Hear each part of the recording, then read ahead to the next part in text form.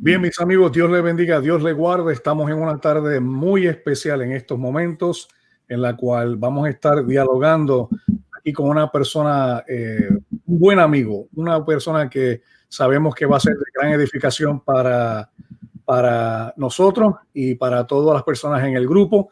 Y entonces quería traer nuevamente como anuncio antes de comenzar en esta noche, que va a ser una noche especial.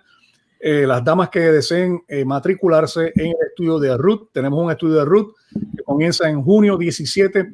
Por favor, envíenos un correo electrónico a damarisphd, Damaris con Y, damarisphd@gmail.com, damarisphd@gmail.com. Son 4 sábados totalmente gratis para estudiar el libro de Ruth, para las damas exclusivamente. En cuanto al curso de teología sistemática que comenzamos el próximo martes, no mañana, no hoy, sino el próximo martes. Comenzamos con el nuevo curso de teología sistemática. Ya está el cupo lleno, ya tenemos 30 personas listas para tomar ese curso como tal. Así que pues nuevamente, gracias a las personas que se inscribieron y gracias a todos aquellos que están participando.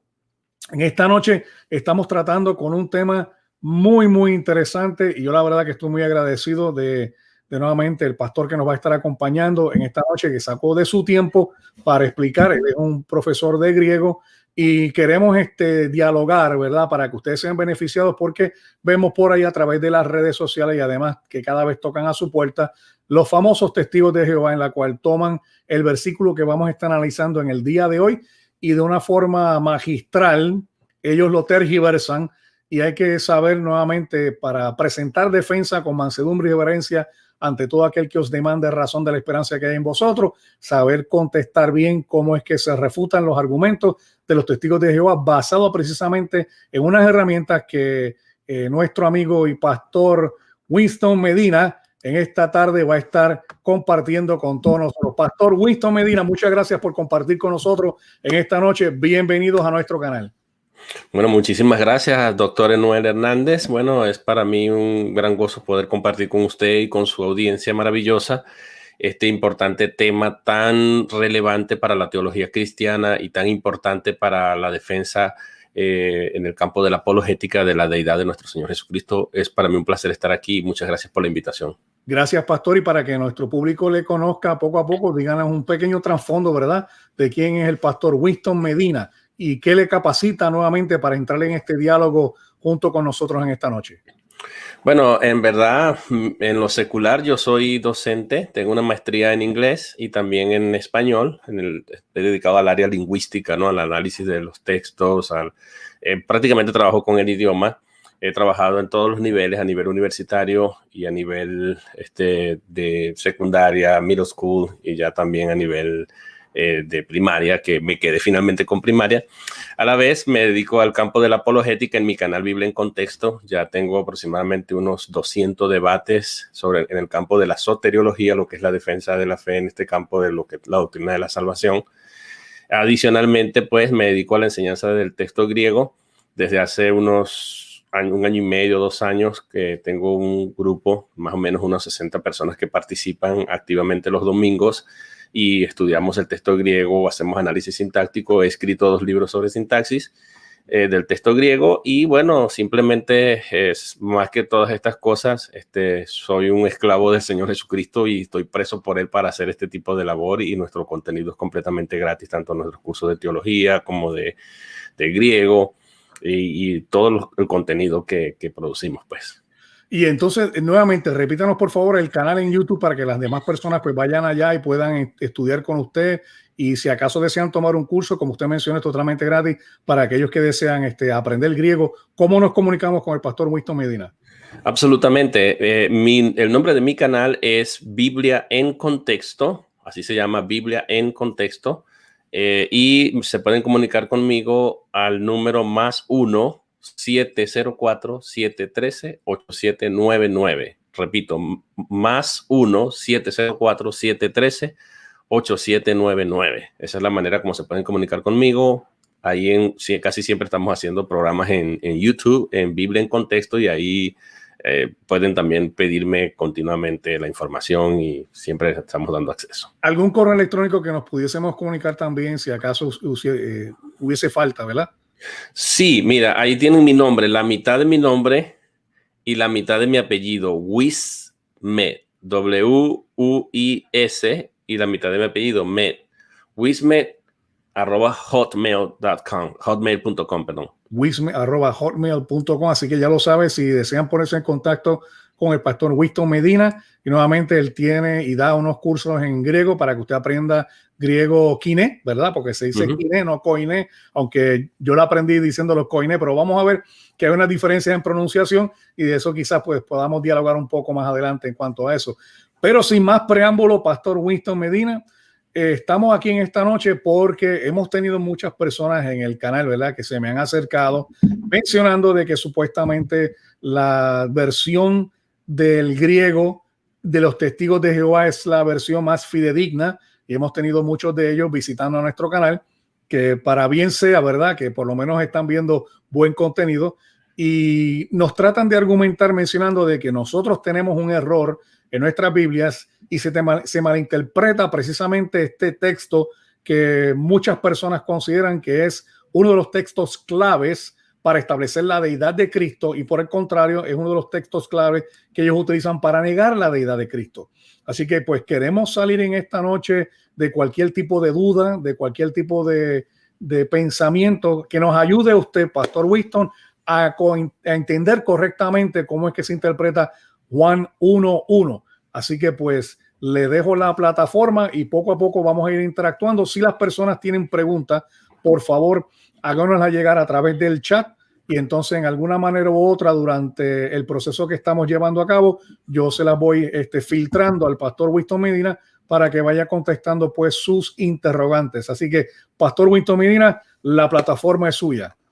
Sí, absolutamente. Sí, la importancia de este tema, vamos a empezar hablando un poco de la importancia de este tema, como usted muy bien lo ha puntualizado. Hay dos corrientes que son contrarias a la teología, a la ortodoxia cristiana, y uno es el arrianismo, que surgió en los primeros siglos, que ellos tienen prácticamente dos dioses, prácticamente, eso es lo que vamos a ver ahora mismo, y también está el sabelianismo, que es que ellos entonces tienen un Dios unipersonal y tiene a Dios en diferentes modos, aunque ahorita hay muchas variantes en ese sistema, pero eso es el sabelianismo y el arrianismo.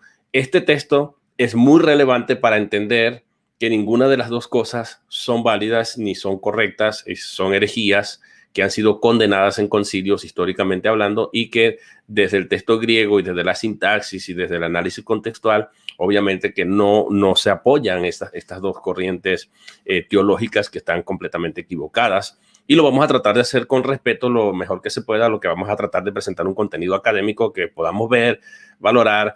De verdad que todo parte, doctor Enuel, de la mala comprensión de una regla que existe desde hace mucho tiempo, que se llama la regla tiene que ver con un canon, el canon de Caldwell.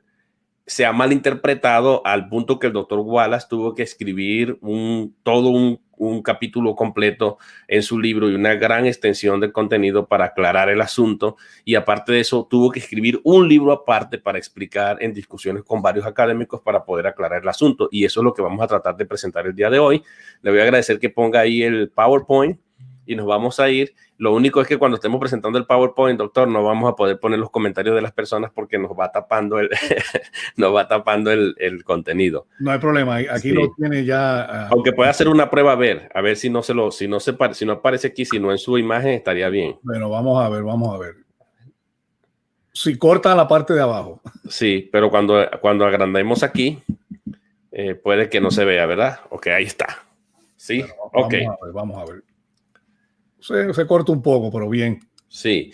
Bueno, la pregunta que vamos a responder el día de hoy, aunque vamos a hacer análisis completo de todo el versículo, es cómo debe traducirse theos in o logos. Theos in o logos. Es decir, la palabra era Dios. Y es muy relevante, como les digo, por el asunto del arrianismo y por la confusión que hay de la regla del canon de Caldwell, que es lo que vamos a analizar ahora.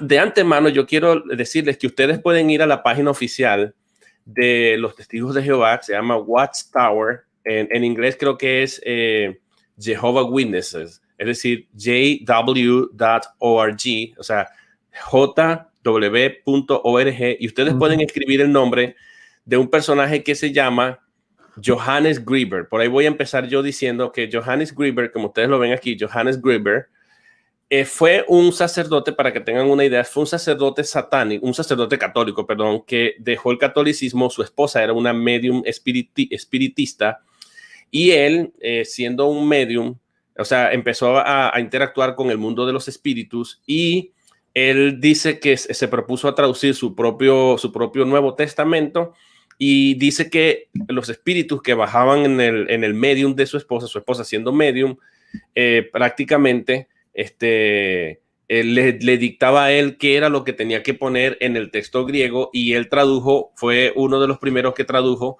Juan 1:1 como en el principio era el verbo, y el verbo era con Dios, y el verbo era un Dios.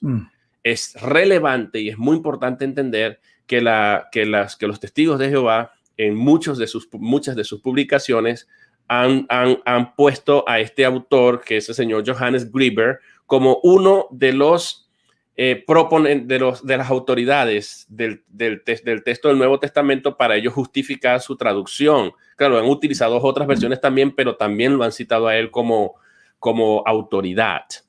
Recientemente, doctor Enuel, le hacen una pregunta y le preguntan por qué en los años recientes la Torre del Vigía no hace uso de la traducción por el previo sacerdote católico o el anterior sacerdote católico Johannes Gruber. Y esta es la respuesta que ellos dan en su página oficial. Dice, esta traducción fue utilizada ocasionalmente, es decir, la Torre del Vigía, los Testigos de Jehová, la página oficial de ellos, admite que ocasionalmente utilizaron esta traducción para apoyar la traducción de Mateo 27, 52 y 53 y Juan 1:1. Esto los conecta a los Testigos de Jehová con con el mundo espiritista, porque este sacerdote admite que él escribió este Nuevo Testamento sobre la base, de hecho yo tengo un Nuevo Testamento, sobre la base de lo que los espíritus que bajaban en el cuerpo de su esposa actuando como medium le dictaba que era lo que iba a decir. Y o sea, esto ellos lo consideran como una de las fuentes eruditas para ellos determinar sus traducciones. Sí, ellos utilizaron varias traducciones, pero ellos también han puesto a este ex sacerdote como una autoridad para que dio base a su traducción del Nuevo Mundo de las Sagradas Escrituras, como ellos denominan su Biblia. Eso es algo que ustedes tienen que comprender. Simplemente váyanse a la página de los Testigos de Jehová y pongan el nombre Johannes Gruber y van a conseguir una cantidad de artículos que los mismos Testigos de Jehová, el mismo cuerpo gobernante, la misma página oficial responde que sí, ellos admiten su conexión con eso y hasta piden en algún momento como disculpas porque no sabían la conexión que tenía este sacerdote con el espiritismo. Bien. Eso es más o menos lo que dice ahí. Bueno, y ustedes pueden darse cuenta que ellos admiten eso en este artículo. No queremos como atacar a los Testigos de Jehová, lo que queremos es que conozcan la verdad, conozcan la realidad, vayan a la página y pongan allí Johannes Gruber y van a conseguir esto. Ellos dicen, la Torre del Vigía, aquí voy a leer esto rápidamente para movernos a la sintaxis, dice, esta traducción, dice aquí, ok, vamos a ver, esta traducción fue utilizada ocasionalmente para apoyar la traducción de Mateo 27, 52, 53 y Juan 1:1. En la dada traducción del Nuevo Mundo de las Sagradas Escrituras como una versión bíblica autoritativa, ¿verdad? De las otras versiones que habían. Pero se ha indicado hacia el año 1980 en una edición del Nuevo Testamento por Johannes Gruber. Esta traducción fue dada por el mundo del Espíritu de Dios, un mundo espiritual de Dios, para aclararle a él, o sea, los espíritus le aclaraban a él que él debería traducir los pasajes difíciles. O sea, él invocaba a los espíritus a través de su esposa, que era la medium, para que los espíritus le dijeran cómo debía traducir los pasajes difíciles. Sí, y ellos tienen esta literatura en su página. Sí, esto los traje yo directamente de su página. Ellos están admitiendo que sí, ellos hicieron esto. Entonces, sí, su esposa, una medium del mundo del Espíritu de Dios, porque así se denominaba, fue frecuentemente el instrumento para comunicar las respuestas correctas de los mensajeros de Dios al pastor Gruber, que él había fundado una denominación evangélica. La Torre del Vigía ha considerado esto impropio como para seguir utilizándolo en su traducción, ya que está muy cerca o hay mucha conexión cercana con el espiritismo y lo admiten ahí y es condenado en Deuteronomio 18, 10, 12. Así que los académicos que forman la base en este texto, citando este texto del Nuevo Mundo de las Traducciones, dice que lo hicieron por razones sanas, pero no dependen totalmente o absolutamente ya de la traducción de Grivers como autoridad, aunque en un tiempo sí lo hicieron y lo reconocen. Así dice, nada está perdido, por lo tanto, hemos cesado de utilizar su Nuevo Testamento. O sea, ya no utilizan eso como una autoridad, pero es mucha literatura y está registrado, después voy a hacer un programa en mi canal para demostrar eso, está registrado que ellos exalzaban a este erudito, a este académico, a este supuesto sacerdote porque conocía el griego y lo que no sabían era que los espíritus que bajaban en el cuerpo de su esposa como medium le dictaban qué era lo que tenía que decir en estos pasajes oscuros de las escrituras, especialmente Juan 1.1, que no es ningún claro, solo que ellos lo ven como oscuros, ¿no? Ya eso es para empezar de la base histórica y tenemos que reconocer y ser humildes en el sentido, doctor Emanuel, que esta no fue su única base. Ellos tenían otras bases, pero reconocen que usaron esta base también como autoridad del texto griego. Bien, ¿alguna otra connotación? Por lo menos, o sea, confesaron y dijeron, pues mire, esto lo teníamos aquí, no lo han ocultado, en ese sentido hay que darle crédito definitivamente, pero aquí tenemos que ver verdaderamente entonces si esos espíritus le dieron correcta información a Johannes Greber y a la misma vez tratar de darle evidencia o validez a lo que dice ¿verdad? La Torre del Vigía o el Atalaya, como se conoce en otros países también. Vamos a ver. Exacto, ¿no? Y es más, en su página ustedes solamente escriban Johannes Greber, van a conseguir como 4 o 5 artículos donde ellos explican y sí demuestran su conexión indudable con este ex sacerdote católico espiritista. Bien. Bueno, vamos a movernos a la parte que nos trajo aquí el día de hoy y es a la sintaxis. Vamos a analizar cláusula por cláusula. Bueno, yo escribí mal ahí cláusula, ya empezamos mal, ¿verdad? pero la podemos corregir, no hay problema. Así que yo sé que el pastor está aquí, el doctor. Vamos a corregirlo, no ha pasado nada. Corregimos y cuando la volvamos a conseguir por ahí mala, la volvemos a corregir, ¿ok? Análisis sintáctico de la primera cláusula. La primera cláusula dice enargí in o logos, ahí lo tienen, enargí in o logos. Se traduce literalmente, todos se saben, Juan 1.1, en el principio, o literalmente dice, en principio era el logos. Por cierto, doctor... Perdón que interrumpa, porque sé que más adelante vamos a estar hablando sobre, en el caso que aparece un nominativo sin el artículo definido, pero aquí comienza la cláusula sin un artículo definido, pero más adelante quizás podemos regresar y explicar por qué aquí no lo tiene tampoco, porque se convierte argí como en un anartro y lo vamos a explicar más adelante, pero antes de que se me vaya la pregunta de la mente, pues yo dije que aquí tenemos un anartro también, pero usted lo va a explicar más adelante, así que le dejo tranquilo, sí, pastor. Sí, vamos a hacer la sintaxis. Sí, en eso justamente vamos a utilizar esta frase enargí para mostrar la inconsistencia de los mismos testigos de Jehová, porque este argí, aunque es una frase preposicional, enargí es una frase preposicional temporal, o sea, de tiempo, justamente es anartroso, es decir, no tiene artículo. Al no tener artículo, ellos, si son consistentes, deberían traducir en un principio, pero no traducen así, traducen en el principio. Ya ahí comenzamos con los problemas, pero eso lo vamos a ver más adelante, como usted dice. Entonces, ese es el texto como está originalmente en el griego, enargí in o logos, en principio era el verbo. Ahora, lo que vamos a hacer aquí es arreglarlo sintácticamente para que buscar el sujeto y el predicado, ¿cierto? Entonces, aquí tenemos el sujeto es o logos, es decir, el verbo, o más propiamente se debe traducir la palabra. La palabra, luego tenemos logos de las dos palabras. Logos sería la palabra más importante, a esto le llamamos nosotros núcleo del sujeto. Y ese núcleo está modificado por ese artículo o que tenemos ahí, que algunos dicen ho, ¿ok? Bueno, esa es otra discusión. O estaría funcionando adjetivamente como un determinante. En este caso, este sustantivo estaría articulado y esto tendríamos que ponerlo al principio al momento de hacer el análisis sintáctico, el verbo o la palabra. Luego tenemos in enargí. Toda esta frase sería un predicado verbal. Aunque el doctor Emanuel, el in es un verbo copulativo. ¿Qué es un verbo copulativo? Se utiliza como un puente para expresar una cualidad del sujeto por lo general.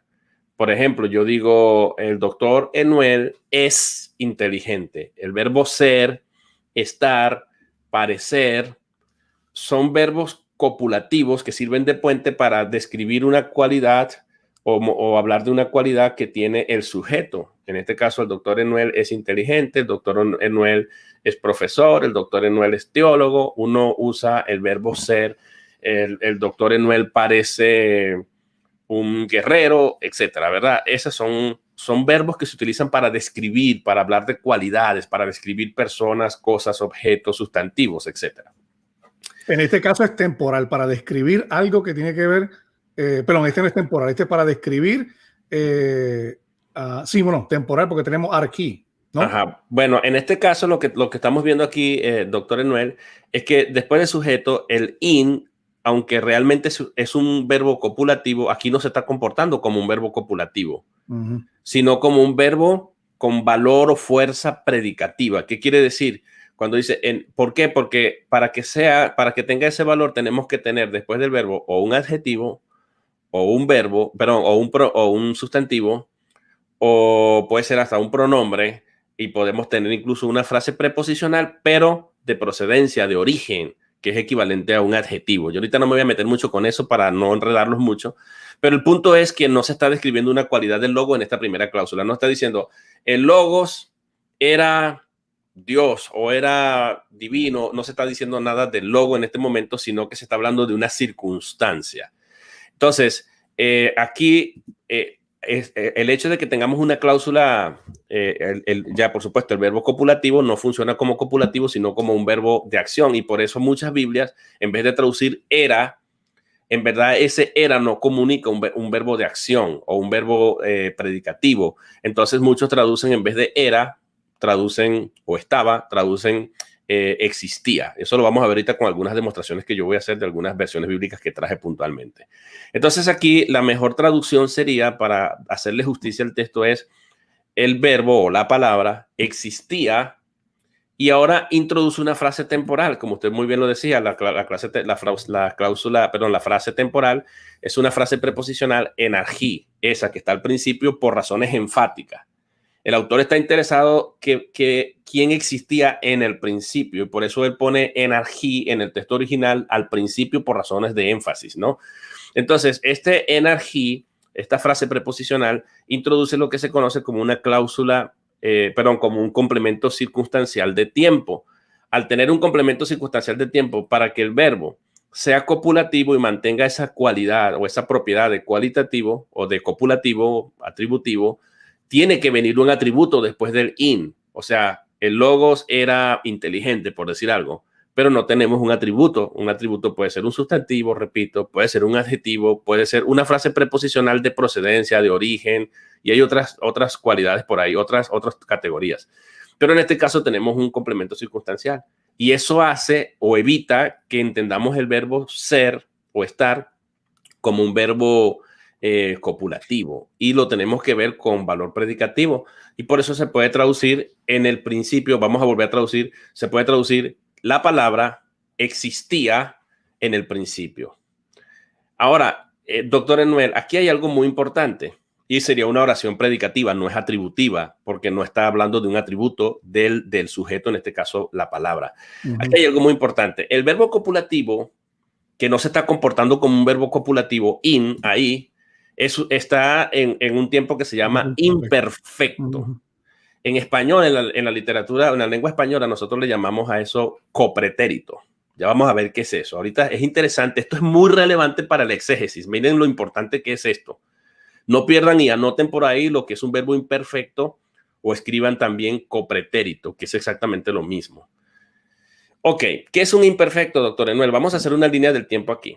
Ahí estamos viendo una línea del tiempo, y en esa línea del tiempo vamos a ver que vamos a poner estas cuatro ocasiones de tiempo. Mire, vamos a poner aquí era, fue, es, será. Son las diferentes conjugaciones. Hay muchas otras, pero vamos a poner las cuatro básicas. Era, fue, es y será. Vamos a ubicarnos en el tiempo presente. Es, ahora mismo. Es, ¿cierto? los testigos de Jehová, y esto es muy importante para el exégesis, para aquellos, para poder refutar a los testigos de Jehová, ustedes necesitan comprender este concepto de lo que es el verbo copulativo con función predicativa, con valor predicativo, con valor de acción en tiempo imperfecto. ¿Por qué? Porque tenemos era, fue, es y será. Ubiquémonos en el presente. Es sería el presente, fue sería el pasado y era es el pasado del pasado. Esto es interesante, por eso lo he puesto en rojo. Esto quiere decir, doctor Enuel y hermanos que me están escuchando, que el verbo, que el verbo imperfecto, que es un verbo imperfecto, es el pasado del pasado. Es decir, que ubica la acción mucho más atrás del pasado. Y tiene también una idea continuativa. No es un asunto estático, sino continuativa, progresiva se le llama también. Pudiésemos decir que Juan entonces con este verbo imperfecto precisamente aquí lo que está dando a entender es que la existencia de este logos precede aún el tiempo cuando se llegó a llamar tiempo. En otras palabras, es una manera de siempre existente, lo que viene siendo el caso de eimi. Claro, porque es el mismo verbo imi, pero conjugado en imperfecto. El problema es que los testigos de Jehová quieren hacernos creer, muchas veces, no todos, pero a veces yo lo he escuchado en algunas discusiones, que en ese principio es que el logo fue creado, porque para ellos, hay que entender la mentalidad de los testigos de Jehová, ellos creen que el logo fue creado, pero para que el logo haya sido creado, en vez de utilizar un imperfecto, se tuvo que haber utilizado un aoristo, que sería equivalente, más o menos, no exactamente, pero equivalente al fue, al tiempo pasado. Pero no se utilizó el fue, no se utilizó, porque si dice, en el principio fue el verbo. O sea, hay dos maneras de expresar el pasado simple fue, y el pasado copretérito, que en este caso es el imperfecto, que sería era. Voy a poner un ejemplo con otro verbo para que podamos entender. No es lo mismo que yo diga, doctor Enuel, yo comí manzana. Yo estoy describiendo una acción puntual en el pasado. Comí manzana. Ya me la comí, yo no estoy comiendo. Yo comí manzana. Otra cosa es que yo diga yo comía manzanas, porque estoy hablando de hábito, de costumbre, de una acción continuativa en el pasado del pasado. Yo comía manzanas. No es lo mismo yo comía a decir yo comí. Aquí está pasando exactamente lo mismo, pero con el verbo ser. Aquí no dice en el principio fue el verbo, como dando la idea de que fue en este principio que el verbo comenzó a existir, sino que está ubicando la frase temporal y cuando el principio, cuando Juan introduce el principio por razones enfáticas, en el principio, entonces él ubica al verbo, y aquí lo tenemos, el imperfecto, utiliza el imperfecto, el pretérito, como le estaba diciendo, el presente y el futuro, pero Juan no utiliza el pasado o el pretérito pasado, que equivalente más o menos a un aoristo, sino que él utiliza el imperfecto. En el imperfecto indica esta acción continuativa, ¿ves? Continuativa. Era, existía. Es decir, que no es que él fue originado en el principio, como entienden los testigos de Jehová, algunos, no todos, pero que malentienden. En realidad, lo que quiere decir que el principio estaba, pero antes de que el principio estuviera, ya el verbo, ya la palabra era. Y eso es lo que quiere decir este imperfecto aquí. Por eso es muy importante. Y por eso aquí tenemos en el principio, nos está ubicando temporalmente. Vamos al principio. ¿Saben quién estaba en el principio? O sea, él es antes que el principio. No es que él fue originado en ese principio, sino que ya él existía. Y por eso la traducción es existía. La palabra existía. ¿Cuándo existía? En el principio. O sea, nos ubica en el principio, que es la frase temporal, pero nos ubica la acción en el copretérito más allá de ese principio. En la eternidad. Exacto, en la eternidad. Y por eso esto habla de la preexistencia. Si los testigos de Jehová tuvieran razón, doctor Enuel, el texto tendría que decir, en el principio fue la palabra. Eso significaría que la palabra comenzó a existir a partir del principio, pero no. Cuando él habla del principio, nos identifica a la palabra, no nos las aclara quién es todavía, pero nos menciona a la palabra ya existiendo en tiempo copretérito, imperfecto, con una idea continuativa, no una acción estática como que estoy sin hacer nada, no, es que era alguien activo. Eso es lo que indica también el imperfecto, también indica una acción progresiva. Por eso, al entender que el verbo tiene un valor predicativo y no estático, nos habla de alguien activo moviéndose en el principio ya. y es, por supuesto, antes que el principio mismo. Entonces, y de hecho, tenemos que reconocer que Juan aquí está debatiendo el concepto de los gnósticos, y teológicamente Juan 1.1 hace similitud con Génesis 1.1. O sea, que está explicando precisamente que en el principio creó Dios, y en ese principio estamos hablando para básicamente la misma estructura gramatical en hebreo, lo estamos mencionando acá en griego también, hablando precisamente de ese imperfecto que es bien importante. Háblanos más sobre eso. Sí, exactamente, ¿no? Y hay un paralelismo muy fuerte con Génesis 1.1, usted muy bien lo ha dicho. De hecho, la Septuaginta lo vertió igual, enargí, la misma frase, enargí, en el principio. Entonces, de hecho, en el versículo 3, ustedes se van a dar cuenta que va a decir que los testigos de Jehová también cambian esa parte, porque dice, por él o a través de él fueron hechas todas las cosas, y los testigos de Jehová vierten o le agregan algo ahí, fueron hechas todas las demás cosas o las otras cosas. Todas las otras, que añaden alos ahí que no deberían. Sí, que no está. Porque lo único que es cierto que el texto griego no dice cosas, sino que dice todas, pero es que esa palabrita panda en el texto griego no contiene la palabra cosas, pero en la traducción se requiere, porque la función es adjetival y se requiere un sustantivo que lo complemente, pero ya agregarle de ahí otra cosa más, como decir las demás cosas o las otras cosas, es poner el texto, o sea, es agregarle al texto lo que no dice en el texto original griego. Pero ese es otro punto que tal vez lo apuntemos ahora.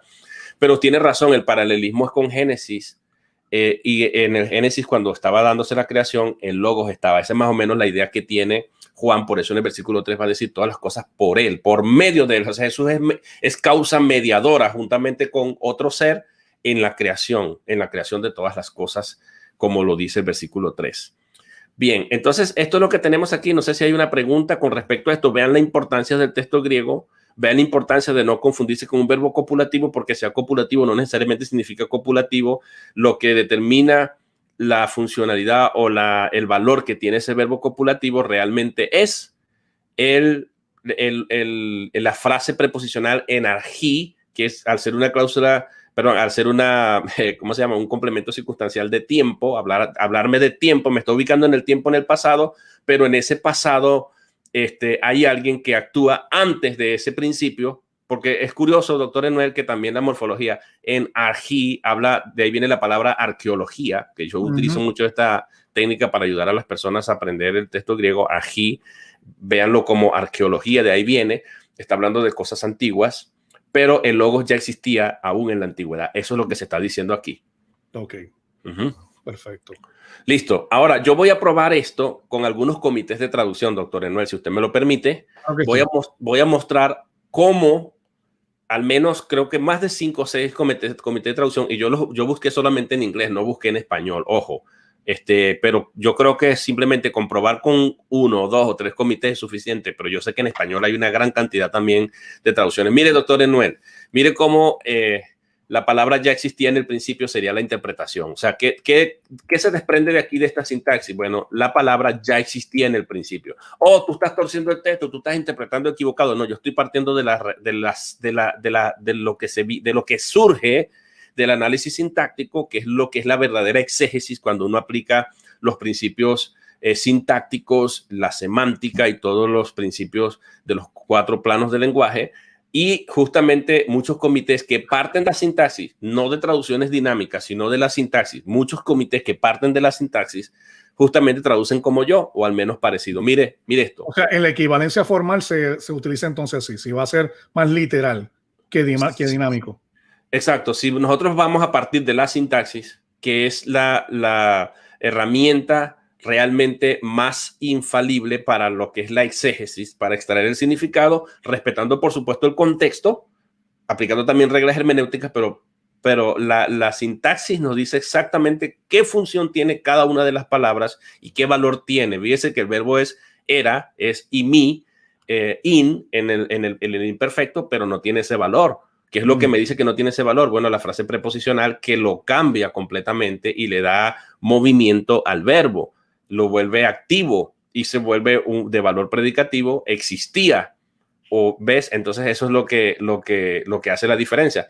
Vea esto, esa es la interpretación. La palabra ya existía en el principio.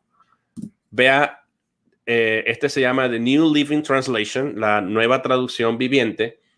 Traduce en el principio la palabra ya existía. Mire, parten de la sintaxis. La palabra ya existía, la palabra era con Dios y la palabra era Dios. Voy a detenerme solamente en esa primera cláusula. Mire aquí la Biblia amplificada, lo que pone en paréntesis, porque estos ya parten de la sintaxis, pero no hacen el análisis sintáctico, pero entonces lo colocan ahí porque sintácticamente eso es lo que significa. En el principio, antes de todo el tiempo, antes de todos los tiempos, o antes de todo el tiempo, era la palabra, y pone entre paréntesis que es igual a Cristo, porque ellos van haciendo un trabajo contextual, sintáctico, semántico, y van insertando el verdadero sentido de lo que dice el texto. Por eso cuando dice en el principio, y cuando pone el principio pone antes de todas las cosas, antes de todos los tiempos, era la palabra. Mire, antes de todos los tiempos, ahí está, o antes de todo el tiempo. Mire la Biblia aramea en el inglés pleno. Ya en el origen, perdón. Ya estaba existiendo, dice allí. Sí, en el origen, dice en el origen, para hablar del principio lo traducen en el origen, o sea, cuando se originan las cosas, ¿no? En el origen, la palabra había estado existiendo, ve, un tremendo imperfecto continuativo, había estado existiendo. En el origen, o sea, nos ubica en el origen, que es el principio, es equivalente al origen, la palabra había estado existiendo. Ahí está, la palabra había estado existiendo. No es que comenzó a existir a partir del principio, no. En el origen, nos ubica el origen y nos ubica la acción de ese sujeto que es el logo, que es la palabra, que había estado existiendo. Esto habla de preexistencia y de eternidad. Mire lo que dice aquí. El Nuevo Mundo, este se llama Good News Translation. Hay dos versiones aquí. The Good News Translation and God's Word Translation, la traducción de la buena noticia y la traducción de la palabra de Dios, traducen en el principio la palabra ya existía. Already existed, ya existía. ¿Ven? La palabra ya existía, que es el mismo análisis que yo acabo de hacer sintácticamente. Son traducciones que parten del texto y aquí hay dos versiones. Mire esta otra. La International Standard Version, la versión estándar internacional, pone in the beginning the word existed. La palabra existía, la pone en imperfecto. Muy bien, excelente traducción. Y bueno, vea cómo todas estas traducciones que parten de la sintaxis, que entienden el sentido del texto, hacen una traducción con valor predicativo y no traducen era. Y son excelentes traducciones. Pero aún el doctor Enuel, aunque se tradujera era en el principio, porque pudieran acusarnos, entonces Reina Valera está mal. No está equivocada.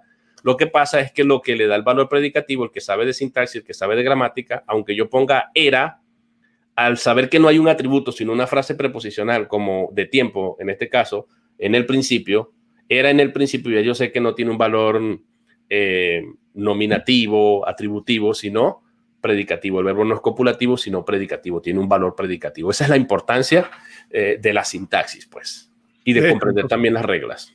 Juan 1, y quiero que para los hermanos que nos están viendo ahora, Juan 1.1 es una cláusula que se divide en tres partes. Y cada una de las tres partes está hablando sobre algo en específico del logos. Y aquí en la primera parte sobre el logos, lo que está hablando precisamente es el concepto de la preexistencia. Y Juan, en la forma que está utilizando nuevamente las palabras y el uso de la gramática en el mismo griego, está enfatizando de que este ya existía antes de que cualquier cosa como tiempo se lleve a cabo. Y ahí tenemos el primer paso. La primera cláusula habla de la preexistencia de Dios. La segunda cláusula, ¿de qué nos estaría hablando entonces?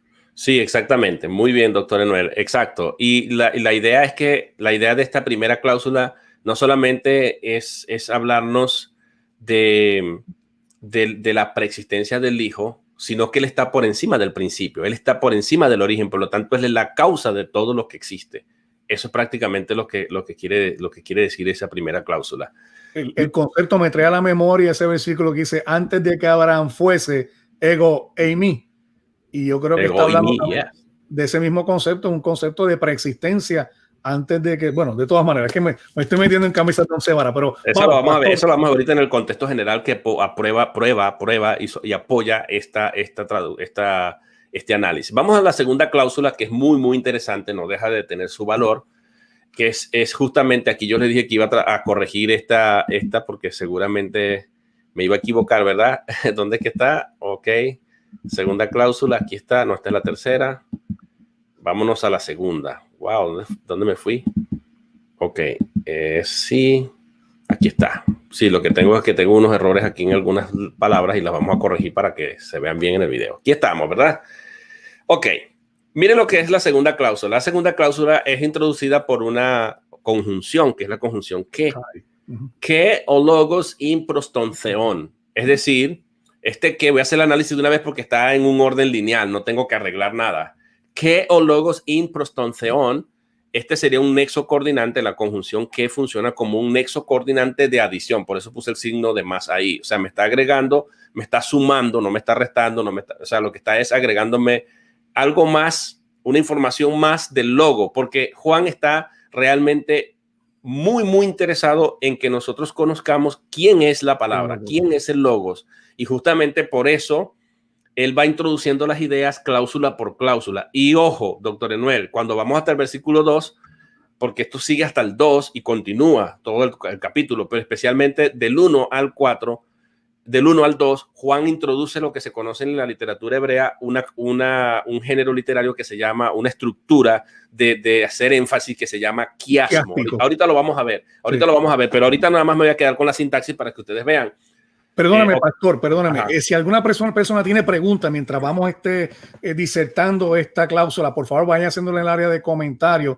Y también para aquellos que quizás no dominan mucho lo que estamos hablando, porque aunque el pastor lo está explicando de una manera magistral, sencillo para que se pueda entender, en nuestro lenguaje nosotros utilizamos generalmente previo al verbo, utilizamos el sujeto. Y después del verbo ponemos el predicado como tal, pero en griego va a haber casos que eso se intercambia. Por eso fue que al principio de esta cláusula él dijo que no teníamos que hacer nada con ella porque ya el sujeto precede al verbo, que no es lo que va a pasar en la tercera cláusula, pero era para que los hermanos entendieran y se le haga más fácil, ¿verdad? De ver por qué es que se hace lo que se hace cuando se traduce de un idioma a otro. Perdóneme, pastor. Claro que sí, hay que hacer todas estas consideraciones. Entonces, este conector, aunque no deja de ser importante porque lo que hace es coordinarme, agregándome información y formándome una oración que se llama una oración compuesta. O sea, que yo lo que me obliga es a que yo no desconecte esta cláusula de la anterior y que me está agregando un nuevo detalle, una nueva información que no me la dio en la primera cláusula a través de esa estructura quiasmática como estamos hablando ahora mismo. Ahora vamos a ver lo que es un quiasmo, pero cuando entremos ahí, ahorita solo estoy con sintaxis. Entonces, ¿cuál es el sujeto? Ya ustedes identifican el sujeto porque lo vimos en la primera cláusula. El sujeto siempre será la misma frase o logos, al menos apréndanse esa frase. En la primera cláusula era o logos in enargí. La palabra era en el principio o existía en el principio. Ahora tenemos o logos. Eso funciona como un sujeto y logos es la palabra más importante, es el núcleo y de nuevo el o funciona como un determinante adjetivando, modificándome al logo. Es muy importante porque no nos hemos detenido mucho en este o, que es el artículo, que es equivalente a decir la palabra, aunque es masculino en griego, por eso algunas versiones traducen el verbo para hacerle justicia y hacerlo masculino, pero no hay ningún problema con que traduzcamos porque en español se tiene que vertir con los significados la palabra. El punto aquí es que cuando se dice la palabra, doctor Enuel, es que está identificando, está determinando, no es simplemente palabra, sino la palabra, es la única. Esto le da una exclusividad y que es única en este punto. Por eso es la importancia de entender cuál es la función del determinante. Lo define, lo identifica. La palabra lo presenta así.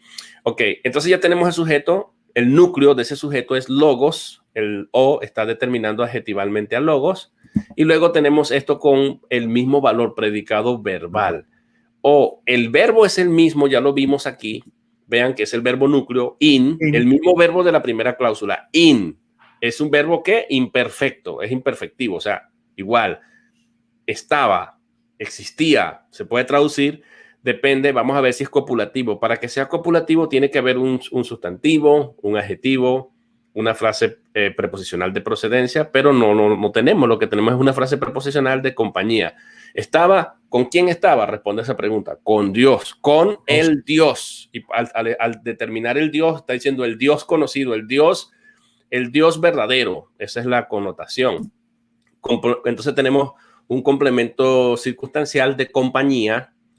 Y entonces, al saber que es un complemento circunstancial, si hay un circunstancial, el verbo pierde el valor sustantivo, perdón, el valor de copulativo, de atributivo. Ya no estamos frente a una oración atributiva, sino predicativa, porque el complemento circunstancial, ya sea de tiempo, de compañía, de asociación, todas esas circunstanciales que hay, de modo, de manera, impiden que el verbo, aunque sea semánticamente hablando y morfológicamente hablando, un verbo copulativo no tiene la fuerza ni el valor de un verbo copulativo. Vean la importancia de la exégesis, vean la importancia de la sintaxis. Vamos a ver ahora, doctor Enoel, cuando traduzcamos aquí, y la palabra era con Dios. Suena raro decir era con Dios. Pero en el caso, la preposición pros, porque no es una preposición de movimiento hacia. ¿Por qué sucede eso entonces?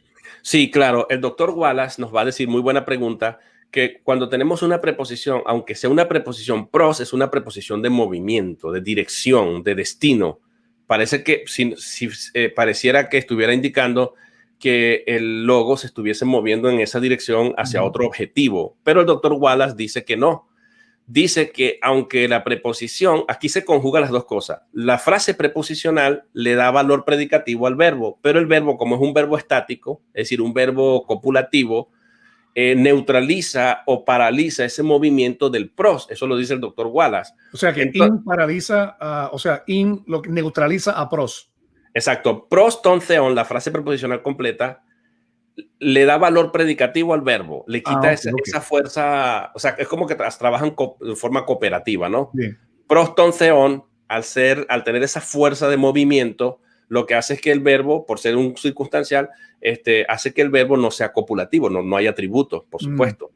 Y a la misma vez, el verbo copulativo, al ser estático, significa un verbo que no es de movimiento porque uno es. Yo soy Winston, no hice nada para ser Winston, yo soy listo. Eso implica un estado, una condición, un estado.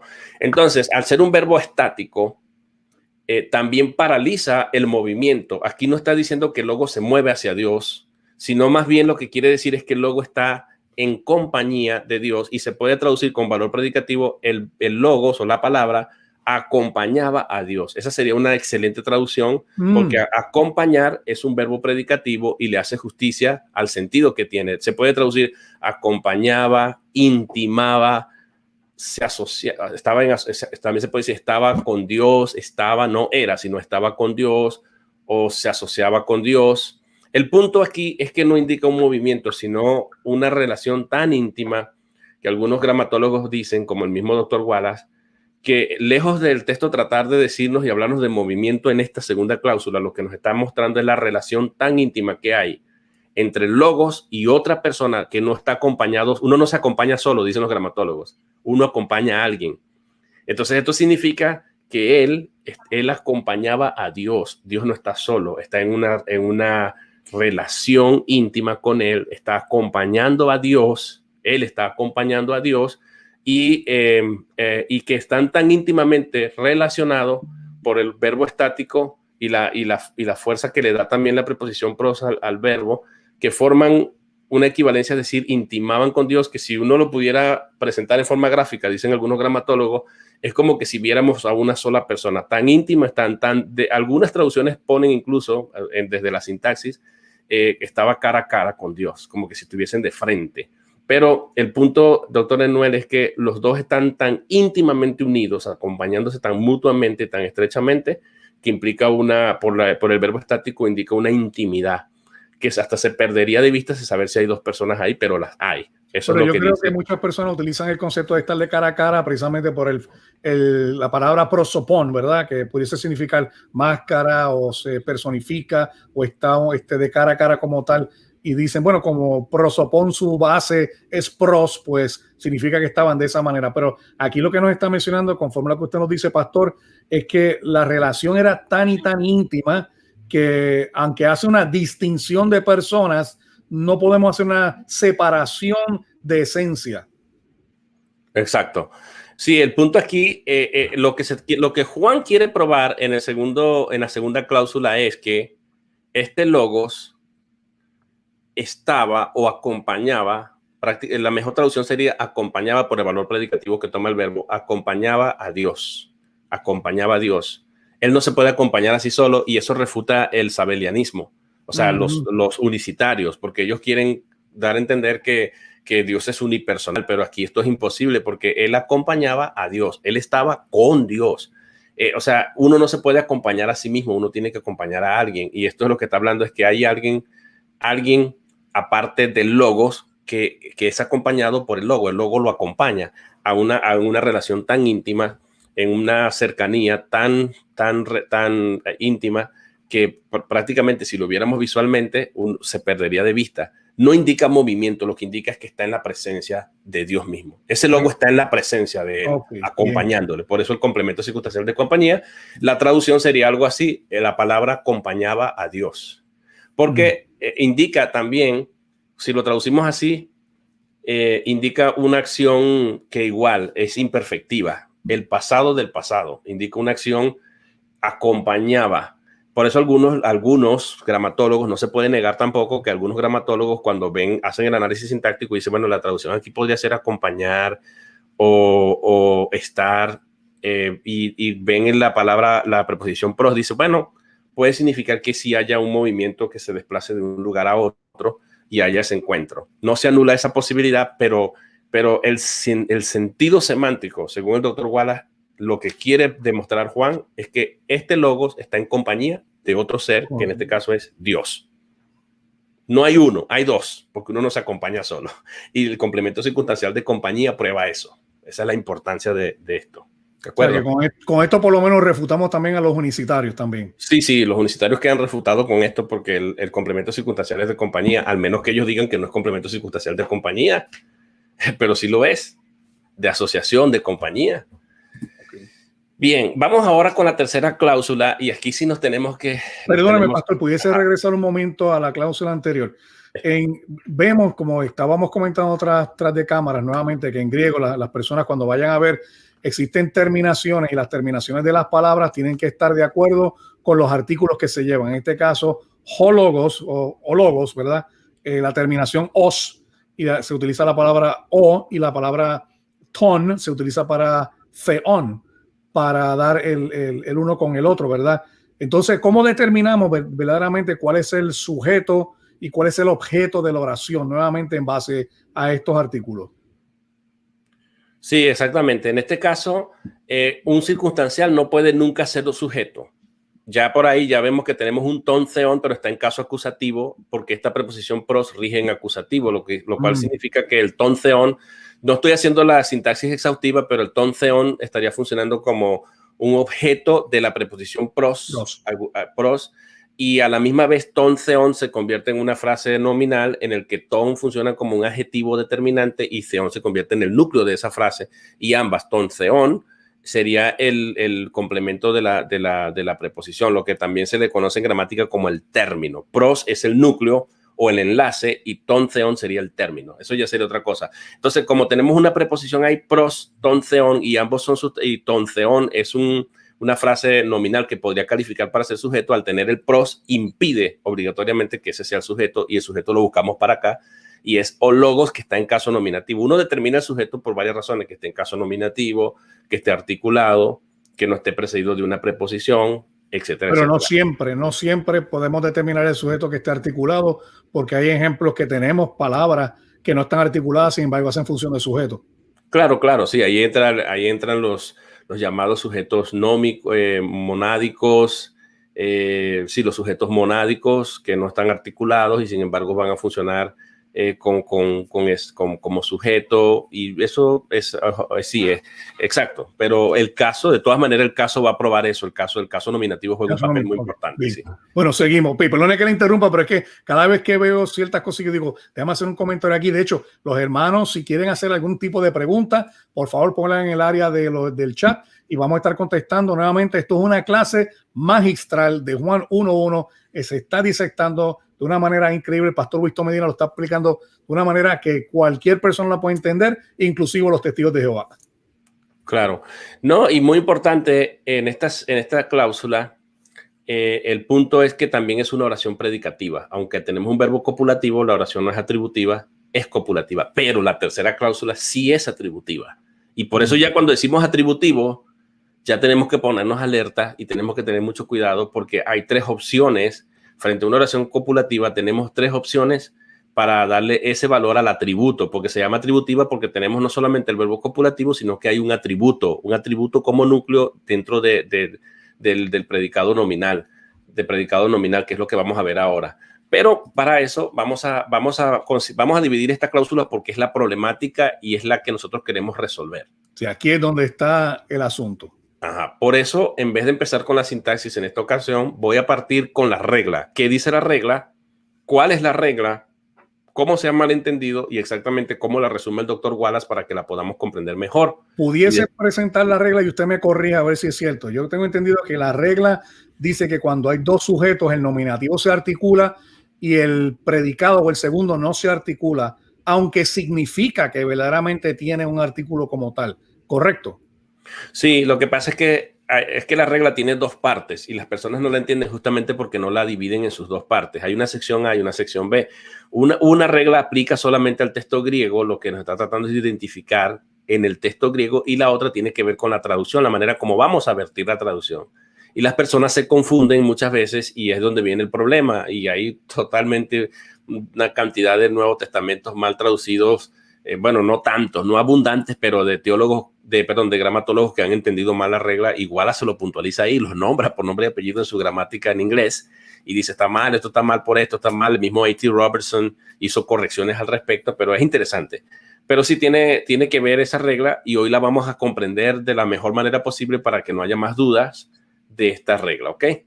Entonces, aquí tenemos la frase que es que, igual que theos, in o logos. No voy a hacer el análisis todavía, la tenemos ahí, pero sí ven que comienza con una conjunción, que es la conjunción que, de nuevo, que. Como fue en el segundo caso, sí. Ajá, que es parte, lo que indica es que me ubica contextualmente, que es parte de algo nuevo que se sigue diciendo del logo. Recuerden que Juan está interesado que conozcamos al logo. ¿Qué es la palabra? Primero se nos ha dicho, existía en el principio, o sea, es antes que el principio.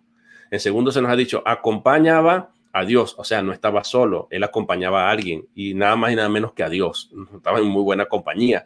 Y ahora nos va a decir, y la palabra o el logos era Dios. Ahora, ¿cómo vamos a traducir ese era Dios? Vamos a decir, ¿era Dios, era un Dios o era el Dios? El Dios. Ahí tenemos un problema, porque para los sabelianos ellos traducirían o preferirían traducir era el Dios.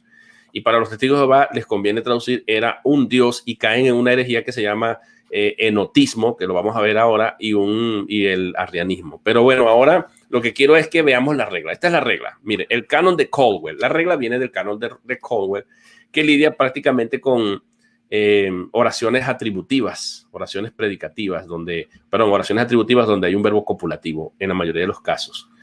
Entonces, la regla va así, la parte A. Ahí tenemos, como pueden ver arriba, ahí tenemos el verbo in. Yo quiero que vean el verbo in, que es un verbo copulativo, y estamos frente a una oración atributiva sin duda. Mire lo que dice la regla. Yo traté de parafrasearla, no soy exacto, pero quiero que ustedes entiendan. El sustantivo que precede, es decir, que está antes del verbo, por eso he subrayado el verbo, que está antes al verbo, es definido y normalmente no contiene el artículo. Eso es lo que se conoce un sustantivo anartroso. Miren aquí lo que quiero decir es esto, miren. Aquí tenemos dos sustantivos, theos y logos. ¿Cuál de los dos sustantivos está antes del verbo? ¿Theos o logos? Theos. Por supuesto que theos. Y eso es lo que está diciendo la regla. El sustantivo que precede, es decir, que está ubicado antes del verbo copulativo, es definido y normalmente no contiene el artículo. ¿Qué quiere decir que no contiene el artículo? Miren el segundo sustantivo tiene un artículo, el artículo o, pero theos no lo tiene. Entonces, sin duda alguna, aquí tenemos que aplicar la regla de Caldwell. El problema es que descontextualizan la regla. Esto es en cuanto al griego. Cuando yo veo un artículo así, lo primero que debo pensar al ver la regla es que realmente el sustantivo es definido. Pero si es definido, tendríamos que traducir la palabra era el Dios y los sabelianos tendrían razón. Perdón, sí, los sabelianos, los unicitarios. Pero no es, la regla no se termina ahí, tiene una segunda cláusula, que es el sustantivo no debe traducirse como indefinido o cualitativo solo porque no tenga artículo. El contexto determinará si es indefinido o es definido. En realidad, lo que está diciendo el canon de Caldwell los testigos de Jehová agarran nada más el primero. Esto es bien importante. Esto es extremadamente importante. Sí. ¿Por qué? Porque de aquí va a depender la exégesis que vamos a hacer al pasaje. O sea, la primera regla, como ustedes pueden ver, es una regla de identificación. Que es lo único que ellos prácticamente están utilizando la primera regla, pero no están utilizando la segunda regla. Claro, la regla aquí es la regla de la identificación. La primera parte de la regla tiene que ver con la identificación. Yo subrayo el verbo y veo dónde está el sustantivo. Que el sustantivo, hay un sustantivo antes y hay un sustantivo después. Aquí tengo el primer sustantivo y ya tengo el segundo sustantivo. ¿Cuál de los dos no tiene artículo? Theos. Aquí aplico esta regla. Si no tiene theos, debería ser definido. En este caso, favorecería a los unicitarios. Si ellos traducirían así, el logos, la palabra, era el Dios, porque es definido. Según esta regla, si aplicamos la regla así, pero ¿quién traduce así? ¿Qué Biblia traduce así? Ninguna traduce así. Ahora viene la otra regla, que es de donde se agarran los testigos de Jehová. Esta es regla de identificación. Es el primer paso para yo hacer la exégesis. Tengo que verlo, pero ahora la segunda regla es una regla hermenéutica, es de traducción. Y va a ser determinada, ¿por qué? Por el contexto. Yo primero hago el análisis, veo qué palabras rodean, qué sustantivos rodean el verbo, qué está antes y qué está después. Ellos utilizan unas palabras más técnicas como preverbal, es decir, antes del verbo copulativo, y postverbal, lo que está después del verbo predicativo. Ahí tenemos o logos sería postverbal y theo sería preverbal. Pero, doctor Enuel, lo que no se estudia, los testigos de Jehová agarran este sería el articulado, pero no ven esta segunda parte que tiene que ver con la exégesis, con el significado y cómo vamos a vertir la traducción y cuál es el sentido real de la palabra. Entonces, la segunda parte dice, el sustantivo no debe traducirse como, esta es una regla de traducción, ¿se da cuenta? No debe traducirse como indefinido. ¿Quién lo traduce como indefinido? Los testigos de Jehová. Pero dice la regla, no debe traducirse como indefinido o cualitativo solo porque no tenga el artículo. Solo porque no tenga el artículo. Es decir, no tiene artículo, lo traduzco indefinido. No, la regla niega eso. No lo puedes traducir así porque no tenga artículo. No vas a decir, bueno, como no tiene artículo, voy a traducir un Dios. O voy a traducirlo cualitativo, divino, o si divino o un Dios. No. O sea, que el que tenga o no tenga el artículo no determina si theos, ¿verdad? Que en este caso Dios, ¿verdad? Sea, se convierte como un predicado, entonces modificando al logos, en este caso, ¿no? En este caso, no, porque el in tiene la función de copulativo, es un puente. Okay. Está describiendo una cualidad. No tiene valor predicativo, pero aquí, doctor Enuel, el punto es la traducción. La traducción, en verdad, o sea, la regla de el canon de Caldwell no está estableciendo una regla definida o clara, sino que él está diciendo, bueno, por lo general, cuando uno va al texto griego, partimos del texto griego, tenemos el texto, voy ahí arriba otra vez, mire el texto. Cuando yo veo un texto así y veo que está en un verbo copulativo, es lo que está diciendo, hay una regla de identificación. Vamos a identificar qué palabras, qué sustantivos están rodeando el verbo in. Y entonces él me dice, veamos el verbo in, lo subrayamos, ¿verdad? Ahora vamos a ubicar el verbo que está antes, perdón, el sustantivo que está antes del verbo. Y theos. ¿Tiene artículo? No tiene artículo. Por lo general es definido. Es lo que él dice, por lo general. Entonces esa es la primera parte. El otro no tiene artículo, ahí lo tienen. El otro sí tiene artículo, como lo pueden ver ahí. Entonces eso sería el sujeto y el otro sería definido. Esa es la regla general. Pero no se queda ahí la regla. Ahora vamos a ver cómo vamos a vertir la traducción. El sustantivo no debe traducirse como indefinido, como hacen los testigos de Jehová. No tiene artículo, es indefinido. El contexto va a determinar. O cualitativo, divino. El verbo era divino, la palabra era divina. Solo porque no tenga artículo. ¿Cuál es la excusa? No, porque no tiene artículo. No, pero no te pares ahí. Si no te pares ahí en la regla, viene otra parte de la regla que dice el contexto determinará si es indefinido, definido, incluso cualitativo. Yo no puse esa parte ahí porque ya se sobreentiende. El contexto. Esta es una regla contextual. Primero es una regla de observación, de identificación en el texto griego, que es la parte A. Identifico los elementos que rodean el verbo para saber cuál es el sustantivo preverbal y cuál es el sustantivo postverbal y ver si son anartrosos, es decir, tienen artículos o si no son anartrosos, si no tienen artículos. Sencillamente esa es la primera parte de la regla. La segunda parte de la regla nos está diciendo, hey, no te guíes por esta regla, no le hagas mucho caso a esta regla, ve el contexto. El contexto va a determinar si es definido, si es indefinido y si es o si es cualitativo. Punto. ¿A qué está acudiendo el canon de Caldwell? Al contexto, una regla hermenéutica básica que todo el mundo usa. Vamos a ver cómo el doctor Wallace se embarca en una tremenda discusión con diferentes académicos y después de hacer diferentes apreciaciones, incluso Wallace observa y lee completamente el canon y se da cuenta que no lo están entendiendo bien. Wallace se entristece y escribe un libro completo, muy costoso, cuesta mucho dinero también, por cierto, ese libro, donde él explica magistralmente esto y él une a todos los académicos y toma lo bueno de cada uno. Si aquí entendió bien la regla, aquí no la entendió, este sí lo entendió, este no lo entendió, y hace todo un cúmulo de conocimiento y crea una regla general después de él observar los ejemplos del Nuevo Testamento que va así. Yo pongo aquí, después de discusiones y aportes entre lo planteado por Caldwell, Harper, estos son los académicos de los que se agarra Wallace. Caldwell, que es el que produjo la regla, el que la creó. Tenemos a Harper, tenemos a Harner y tenemos a Dixon. Wallace vio todos sus trabajos de grado, que son excelentísimos, hace un tremendo aporte. Entonces Wallace resume, toma lo bueno de cada uno de ellos, como lo dije, y Wallace resume la regla en una declaración general. Hace una declaración general, bueno, ya aquí se pegó la palabra, pero bueno, hace una declaración general de la regla, un resumen. Y es lo que dice, lo que está ahí en mayúscula, un sustantivo preverbal anartroso, o sea, no articulado, como theos que tenemos ahí, dice, normalmente es cualitativo. O sea, que la primera opción que tenemos que tener es que es cualitativo y que se debe entender, en este caso, el verbo es divino. Normalmente, en la observación de todos los pasajes donde aparece, la mayor ocurrencia que hay en el Nuevo Testamento es que ese sustantivo no articulado sea cualitativo. Y dice, algunas veces, o sea, la mitad de las palabras son definidas. O sea, que los sabelianos no tienen mucho aquí porque es algunas veces. Estamos en línea media, pues. Y raramente, o rara vez, se le llama bien, rara vez indefinido. Eso lo dice Wallace en su gramática Beyond the Basic, Wallace, página 257.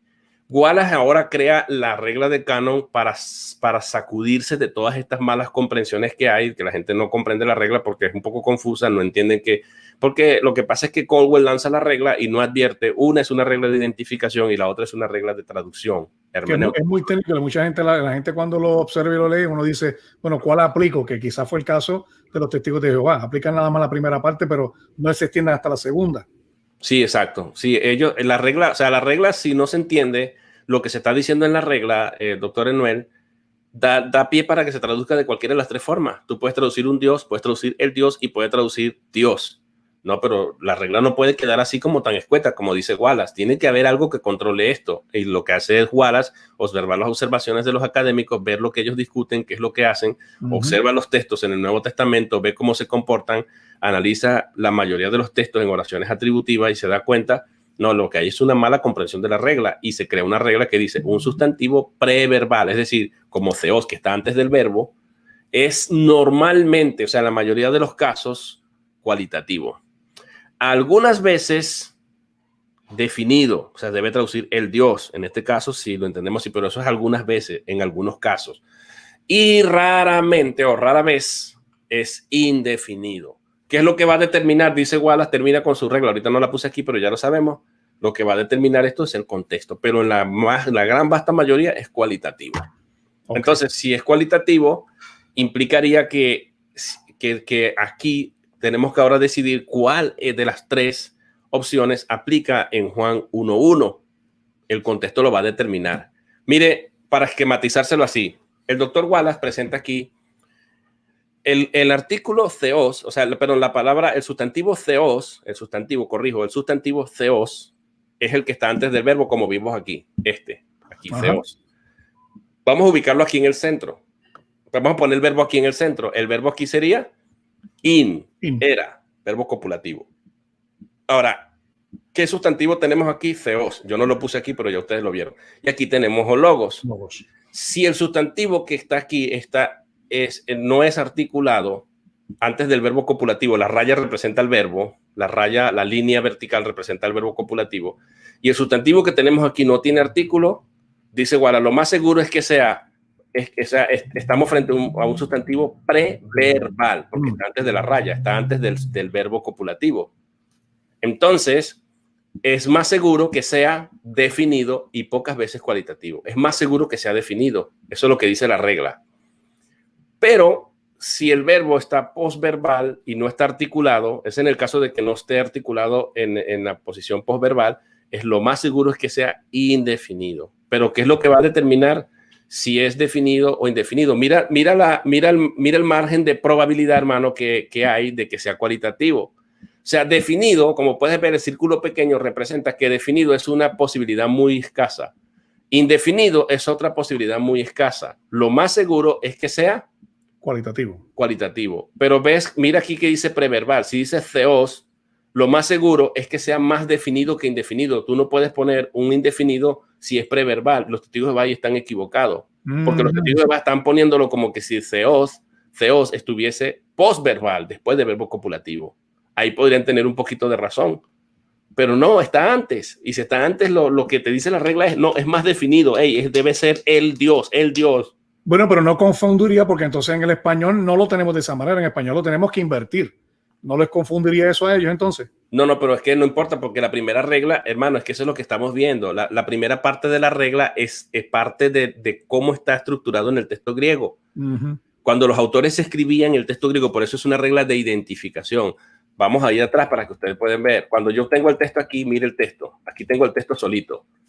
Es una regla de identificación. Ok, vamos a ubicar el verbo. ¿Cuál es el verbo? Aquí está el verbo. In. Ok, ahora, ¿qué sustantivo está antes del verbo? Theos.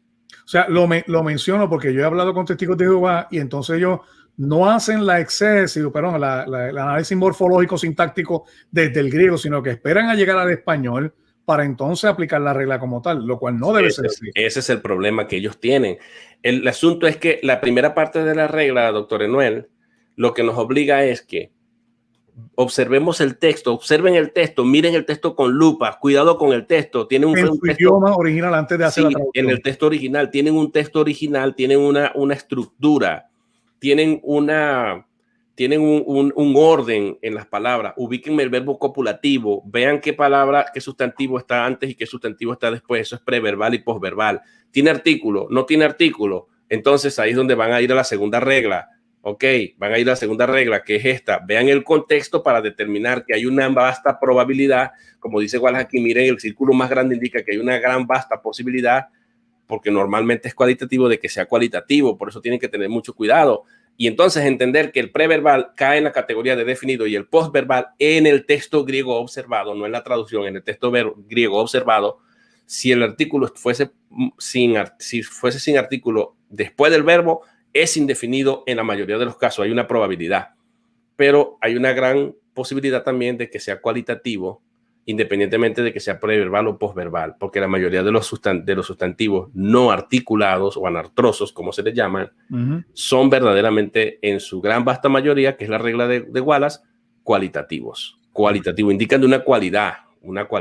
Okay. Atributivo, pues. ¿De acuerdo? Perfecto. Habiendo entendido esto, ahora sí vamos a hacer la sintaxis para determinar.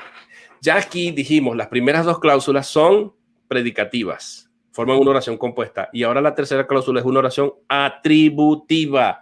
¿Qué quiere decir? Que me van a hablar una cualidad que no me habían dado ni en la cláusula A ni en la cláusula B. En la cláusula A solamente nos habían dicho de la existencia. El logo existía en el principio.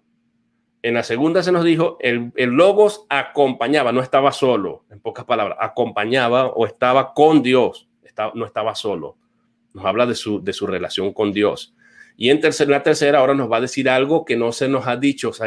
Ahora se nos va a hablar una cualidad que tiene el logos. Y aquí tenemos, ya lo organicé en el orden que va. Aquí tenemos la conjunción que forma parte de las cláusulas anteriores, que indica el desarrollo narrativo descriptivo que Juan viene trayendo. El logos, en el principio existía el logos, ya existía en el principio. En la segunda es el logos o la palabra acompañaba a Dios o estaba con Dios. Y la tercera ahora, y algo que ahora les voy a revelar del logos, es que el logos es esa palabra o logos es el sujeto, entendiendo que logos es el núcleo y o es el determinante, y in theos era Dios, es predicado en este caso, ve que cambió, ya no es predicado verbal, ahora es predicado nominal, que en inglés se le llama nominative predicate. Predicative nominative, creo que se llama, no recuerdo ahora cómo se llama, usted se lo sabe mejor ahí. Predicado nominal. ¿Qué quiere decir esto? Que lo que se está diciendo aquí, este predicado nominal se forma por el verbo copulativo in, que es el mismo verbo de la primera cláusula, es el mismo verbo de la segunda cláusula, pero en esa primera y segunda cláusula el verbo no tiene un valor de puente. Aquí el verbo no tiene fuerza, el verbo simplemente es un puente que me describe, que me conecta, me une al logos con una cualidad, o me está dando una cualidad del logos. Y justamente aquí vemos que in es el núcleo y theos, entonces, ¿qué función tiene? De atributo. Lo que está diciendo es, el logo tiene el atributo, y esa es la función sintáctica, el atributo de Dios, lo cual implica, doctor Enoel, que todos los atributos que tenga ese Dios que acompaña el logo en la cláusula B, el logo estaba con Dios, todos los atributos, todas las cualidades, todas las características que tenga ese Dios, lo va a tener el logos. Por eso es la importancia de la sintaxis. Eso es lo que quiere decir. El texto está diciendo... Perdone, porque le interrumpa, pastor, porque, o sea, entendemos ahora que tenemos un sujeto, tenemos un predicado nominal, pero muchas personas que no dominan el griego van a ir, por ejemplo, a la concordancia Strong y van a buscar exclusivamente las palabras como tal. Y en el caso de teos, que es un sujeto nominativo singular masculino, pues van a decir, no, como ese es un sujeto, pues teos también puede ser un sujeto. Sin darse cuenta el concepto gramatical que le lleva a entender que no funciona como sujeto, sino funciona como un predicado nominal. Sí, lo que pasa también es que también tiene que comprender que una oración atributiva en el griego se caracteriza porque tiene dos sustantivos en caso nominativo, uno funcionando como sujeto y por lo general es el que es articulado o que es el pronombre, el que está ahí definido, el que es el nombre propio, ese lleva la preponderancia casi siempre. O si es un pronombre definido, como dicen también las reglas gramaticales, un pronombre demostrativo, todo lo que es pronombre entra en la categoría de sujeto. Y en el caso del otro sustantivo, siempre en una oración atributiva, por eso es otra manera de conocer la oración atributiva. En una oración atributiva vamos a tener siempre dos palabras que van a estar en caso nominativo. El sujeto y el atributo. Pero los dos no pueden hacer la misma función, porque se da el caso también, doctor Enoel, que puede ser convertible. En ese caso, el theos tendría que tener también el artículo o en el griego, que o logos in o theos. Y el verbo era el Dios. Así tendría que estar en el texto griego y los sabelianos tendrían razón. Y se puede invertir porque significaría el logos era el Dios y el Dios era el mismo logos. O sea, significaría identificativo. Es decir, que el logos se está identificando quién es el logo. El logo es el mismo Dios, pero eso no es lo que se está diciendo. Juan no está haciendo eso aquí. No, porque no está articulado theos. Entonces, ahí es donde uno puede determinar, aunque tengo dos palabras en caso nominativo, como usted lo está diciendo muy bien, ¿cuál palabra en caso nominativo tiene artículo o logos? Ese es el sujeto. Ya, sin duda alguna. El que tiene artículos ese es el que hace la función de sujeto y es o logos, sujeto. Y el otro que me sobra o que me queda ahí hace la función de atributo. Y si hace la función de atributo, me está hablando de la cualidad del atributo, de que esa persona que es Dios, en el mismo contexto, aplicamos la regla de Caldwell, en el mismo contexto, en la segunda cláusula se habla de estaba con Dios. ¿Quién es ese Dios? Todavía Juan no nos los define, no nos dice quién es, pero es alguien conocido porque está diciendo ton theon, o sea, el Dios, ya es alguien que es conocido para su audiencia. Entonces, él está diciendo, el logos tiene las mismas cualidades, las mismas características y los mismos atributos de esa persona que en el texto está identificado como el Dios. Es decir, se nos está diciendo que el logos que comparte las mismas cualidades, los mismos atributos de Dios que asumimos que se refiere al Padre, ese theon, y que es distinto, y a la misma vez la misma oración atributiva nos está diciendo, aunque tiene las cualidades de Dios, no es el mismo ser o la misma persona o el mismo individuo, como le queramos ver, que está en la cláusula número 2, porque él está acompañándolo a él. Pero ese que está, el logo está acompañando a Dios, acompaña a Dios, pero ese Dios tiene unas cualidades que el mismo logo las tiene, pero a la misma vez el logo es distinto a él. O sea que esa es la riqueza de la regla de Caldwell, porque no solamente la oración atributiva nos dice, el logos tiene los mismos atributos, las mismas cualidades de Dios, sino que nos dice, es distinto a Dios, a ese Dios que se está en ese contexto, que asumimos que se refiere al Padre.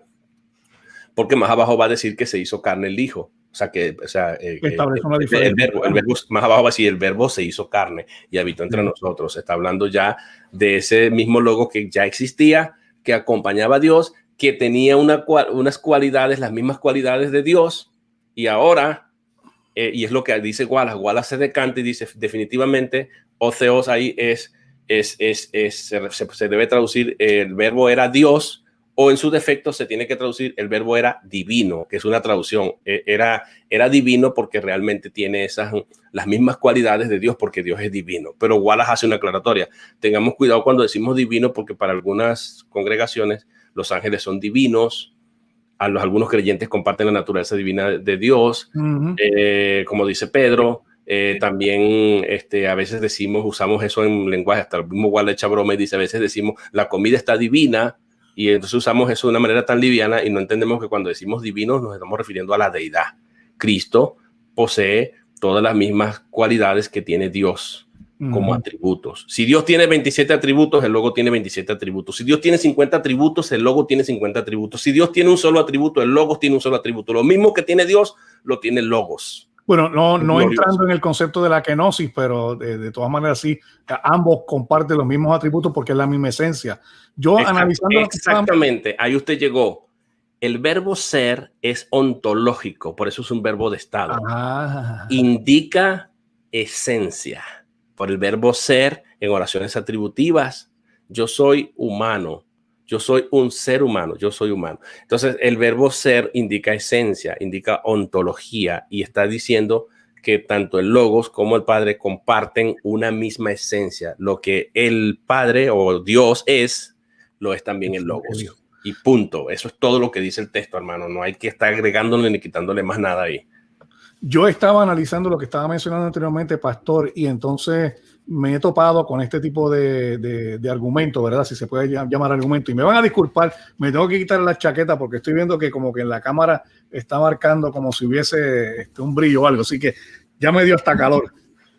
Amado, esto está tan bueno que le sube la temperatura a cualquiera. Así que me voy a quitar esto. Ustedes me van a disculpar, yo los amo, ustedes me aman, pero vamos a quedarnos aquí. Mire, he tenido la conversación de muchos testigos de Jehová que me dicen que en la segunda cláusula, en Juan 1.1b, vamos a llamarle 1.1b, que ellos dicen que como se usa el artículo definido que habla de Dios Todopoderoso, pero en Juan 1c, la cláusula que estamos hablando ahora, como no se utiliza, entonces está hablando de un Dios menor.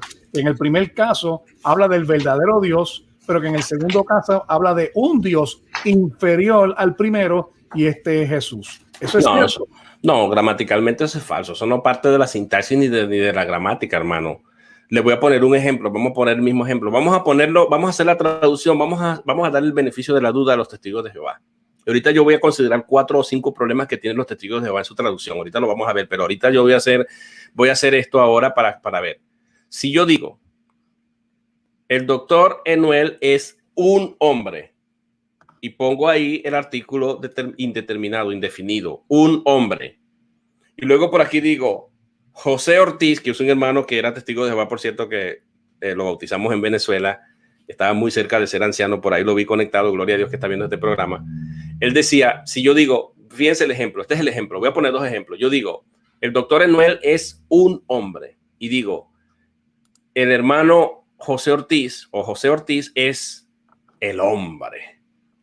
La pregunta es, porque yo dije el hombre y dije un hombre, se desprende de esos dos ejemplos que el que dice un hombre es menos hombre que José Ortiz. ¿Significa que el doctor Enuel es menos hombre y que es inferior o menos hombre que José Ortiz? La respuesta es no. No, absolutamente no. Que yo diga un hombre, lo que estoy implicando es que hay más de un hombre, que él no es, que cuando yo digo un hombre está indefinido entre miles y miles de hombres y millones de hombres que existen. Un hombre. Pero yo le digo, oh, mira, aquí está José Ortiz. Este es el hombre. No estoy haciendo a Ortiz más hombre que el doctor Enuel porque dije un hombre. Esto es un argumento bastante falaz, un argumento de falta de comprensión lingüística. No sé ni cómo llamar este argumento no sé, una falacia. Es una falacia completa, hermano. No tiene sentido eso. Y entonces, por otro lado, la omisión del artículo no implica que sea un Dios inferior entonces, en este caso. No, porque yo puedo incluso invertirle a él la pregunta. Ok, supongamos que es un Dios inferior. La pregunta no es si es inferior o es superior. La pregunta es, porque ahí cae en el enotismo. Enotismo, eso lo vamos a ver ahora. La pregunta sería, supongamos que tú tengas razón en que pueda traducir un Dios. Bueno, la pregunta ¿es un Dios verdadero o un Dios falso? Si me dicen que es falso, desestimamos todo el contenido de las palabras de Cristo y no lo tenemos que tener como verdadero. Y si me dicen que es verdadero, vamos a contradecir la Shema, vamos a contradecir Isaías 40, vamos a contradecir un montón de pasajes, porque Dios es uno solo y no ha creado uno fuera de él. Tienen dos dioses y dos dioses, uno poderoso y uno todopoderoso. Es un problema grave para ellos. Ahora lo que tienen que determinar es si un Dios poderoso ¿es verdadero o es falso? Bueno, ellos van a decir que el Salmo 82, como se cita en Juan 10, menciona que existen dioses. Vosotros decir que sois dioses. Y llevan allá el Salmo 82 y entonces dicen que los jueces eran dioses. Pero no, que no se dan cuenta que un aspecto teológico es que allí lo que se está haciendo es una burla y un escarmiento para los que son jueces, que no tiene que ver una cosa con la otra, pero simplemente para aclarar, porque eso me lo han traído anteriormente. Yo le digo, usted no sabe interpretar porque allá lo que está hablando son de jueces y el Señor le está pidiendo cuentas de que ellos estaban haciendo su mala función como jueces y no tiene que ver una cosa con la otra. Claro, y otro problema que van a tener es preguntarle, ok, esos jueces del Salmo 82 existían en el principio y tienen las mismas características del logo que están mencionándose aquí. No la tienen. No la tienen. Entonces, esto se llama una falacia de salto de categoría. No son las mismas categorías. Y ciertamente la Biblia llama dioses a los hombres en el Nuevo Testamento, en Juan 10 y en otros pasajes de la Escritura, porque Dios compartió. Hay que comprender los atributos de Dios. Dios tiene atributos incomunicables y atributos comunicables. Cuando Dios le dice al hombre juzguen y Dios delega al hombre funciones judiciales, que solamente es un asunto que es una prerrogativa de Dios, pero Dios la comparte con el hombre. En ese sentido, los hombres son considerados dioses porque está haciendo una función que realmente ningún hombre puede jugar a otro, hermano, porque nadie es estándar de nadie. Y Dios, al conceder eso al hombre, lo considera dioses y se lo dice a Moisés, tú serás Dios para ellos. Sentido que Moisés tenía que tomar decisiones y todo, pero eso es otro concepto teológico, pero no podemos comparar a Moisés con el logo que estaba en el principio existiendo, acompañando a Dios desde el principio, porque ahora viene la última cláusula que dice, la cláusula, por eso es un quiasmo, en la última cláusula que está en el versículo 2, va a resumir todo lo que se dijo arriba, hermano, pero lo va a hacer con ¿cómo se llama? Con un sujeto demostrativo, así, un pronombre demostrativo, para referirse al logo. Hace referencia al logo. Que se puede traducir en logos, existía en el principio con Dios, o el logos existía en el principio acompañando a Dios.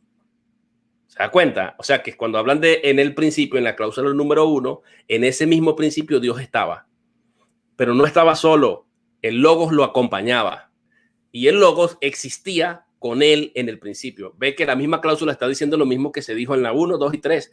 El logos, lo dice para decir, el logos estaba o existía, ya lo vimos que la mejor traducción es existía por la fuerza predicativa, existía. ¿Cuándo existía? En el principio ya existía. ¿Con quién existía? Con Dios, o sea, acompañando a Dios, no estaba solo. Y ahí el quiasmo queda perfecto. Cuando dice está haciendo referencia a la cláusula anterior, que es el 3, que es logo, que tiene las mismas cualidades de Dios, que tiene los mismos atributos de Dios, estaba en el principio con Dios. Que es el versículo, de hecho, cuando uno lee en griego, auton in en archei pros ton theon, utiliza las mismas palabras. Utos in en archi pros ton theon. Utos es in era energía en el principio, las mismas palabras de la cláusula 1. Él agarra de cada cláusula un pedazo. Utos in energis pros ton theon, con Dios. ¿Ve? Y ahí queda precioso el texto y eso es lo que se llama un quiasmo. Un quiasmo no es más que lo que se dice en la cláusula A y B y C se retoma en una última cláusula o se resume, o a veces lo que se dice en la cláusula A se repite en la cláusula C y lo que se dice en la cláusula B se retoma en la cláusula D, pero de una manera más enfática. Eso es lo que es un quiasmo, una Qué estructura bueno, pastor, maravillosa. porque ¿sabe qué, pastor? Porque yo estoy ahora enseñando el libro de Esther y estamos hablando de los quiásticos, así que los hermanos de mi canal ya saben que tienen un buen examen para el sábado, así que prepárense porque de todo esto vamos a sacar un examen aquí con lo que el pastor Wisto Medina nos está enseñando. Gracias, pastor. Bueno, continuemos porque es que, amado, yo no sé si ustedes se están gozando, pero yo me estoy gozando con esto porque esto es fascinante, pastor. Siga. Sí, yo me estoy gozando con el calor, yo voy a decir la calor como dicen en Colombia, porque pagué el aire. Pero bueno, vamos a hacer estas 7 consideraciones, ya estamos aterrizando, hermanos, y muchas gracias a los hermanos por su paciencia. Sí. Vamos a hacer 8 consideraciones que las tenemos para resumir lo que hemos hablado aquí. Ustedes pueden tomar un pantallazo. La primera consideración, doctor Emanuel, es Juan ya había declarado que el verbo existía en el principio. Y luego en el versículo 3 dirá que todas las cosas fueron creadas por medio de él. No todas las otras cosas. Todas las cosas fueron creadas por medio de él. O sea, él no las creó propiamente dicho, sino que él es el medio por el cual fueron creadas, aunque en Colosenses va a decir que él las creó. O sea, es medio porque Dios lo utilizó a él. Puede ser, bueno, ahí ya tendríamos que entrar en otro concepto. Medio también es instrumento, también es, bueno, ya es otra cosa, pero el punto es que es creador juntamente con Dios. Por eso acompañaba a Dios. La segunda consideración que tenemos que tomar es que como judío monoteísta es muy improbable que Juan se haya referido al verbo como otra persona, un Dios. Shema Israel, Adonai Eloheinu Echad. Ya vamos a ver las consideraciones, los problemas que van a tener los testigos de Jehová. La tercera consideración es que Juan no buscaba identificar al Logos con Dios porque la segunda y cuarta cláusula indica compañía, estaba con Dios. No al sabelianismo, no estaba diciendo, y en el principio era, y el verbo era el Dios. No está tratando de identificar al Logos con Dios, porque eso sería sabelianismo, no al sabelianismo. La cuarta consideración es el uso de theos en el contexto inmediato prueba la inconsistencia de los testigos de Jehová, hermano. Nada más vaya, hermano, y vea, y yo aquí tengo unas observaciones que hice, déjenme anotar, las anoté aquí, déjenme buscarlas rápidamente. En estos versículos ustedes pueden verlo en el griego.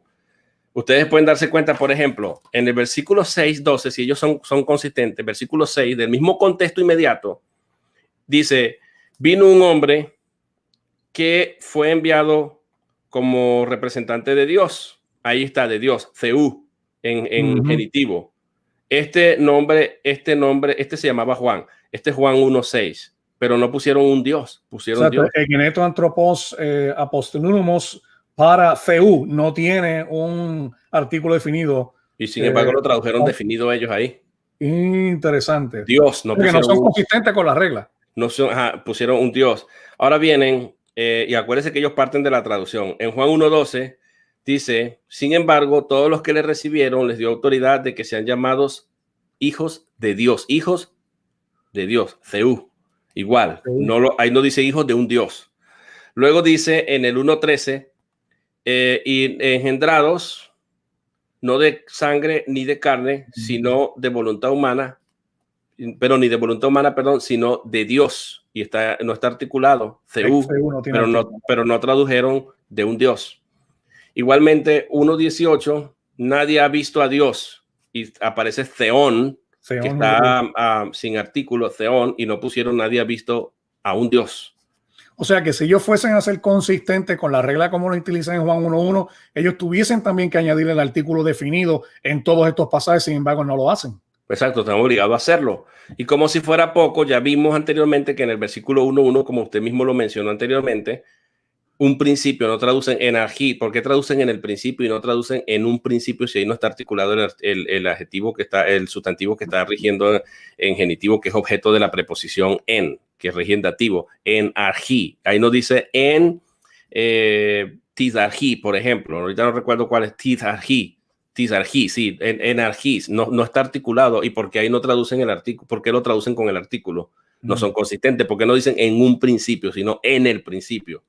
Igual la palabra vida aparece en 1:4. ¿Por qué no dicen una vida, sino que dicen vida? Ahí vemos la inconsistencia. Vamos a ver la otra consideración, doctor Emanuel. Mire, si Juan hubiese querido... Perdóname, pastor, adelante. Que muchas personas están mencionando que quizás se ve un poco pequeño las palabras en cada uno de los círculos. a ver si pudiese nuevamente quizás leer los círculos brevemente para que las personas vean de qué es lo que estamos poniendo. Entonces póngalo, amplíelo más, sálgase usted de ahí, salgámonos nosotros de ahí. Vayámonos de ahí. Lo puse solo, ya está solo la pantalla. Solo.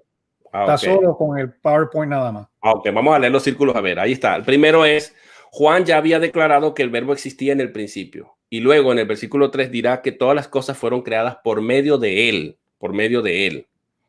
¿De acuerdo? En segundo lugar, como que se quedó pegado.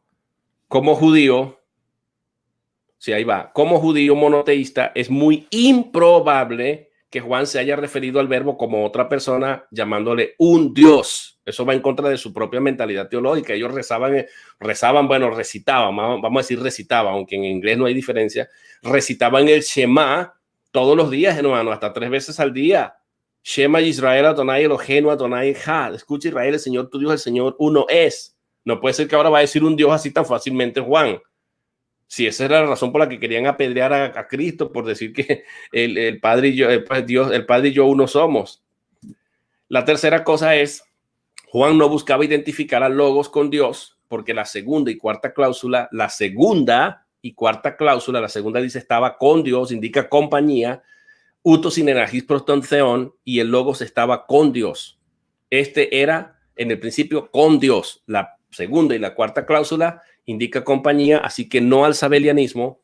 En cuarto lugar, el uso de theos en el contexto inmediato, sin artículo, prueba la inconsistencia de la traducción de los testigos de Jehová en el versículo 6, versículo 12, versículo 13 y versículo 8. Justamente el mismo versículo 1 no tiene artículo, dice en ají, el sustantivo rigiendo en dativo, que está en dativo, perdón, no está articulado. Y sin embargo no pusieron en un principio.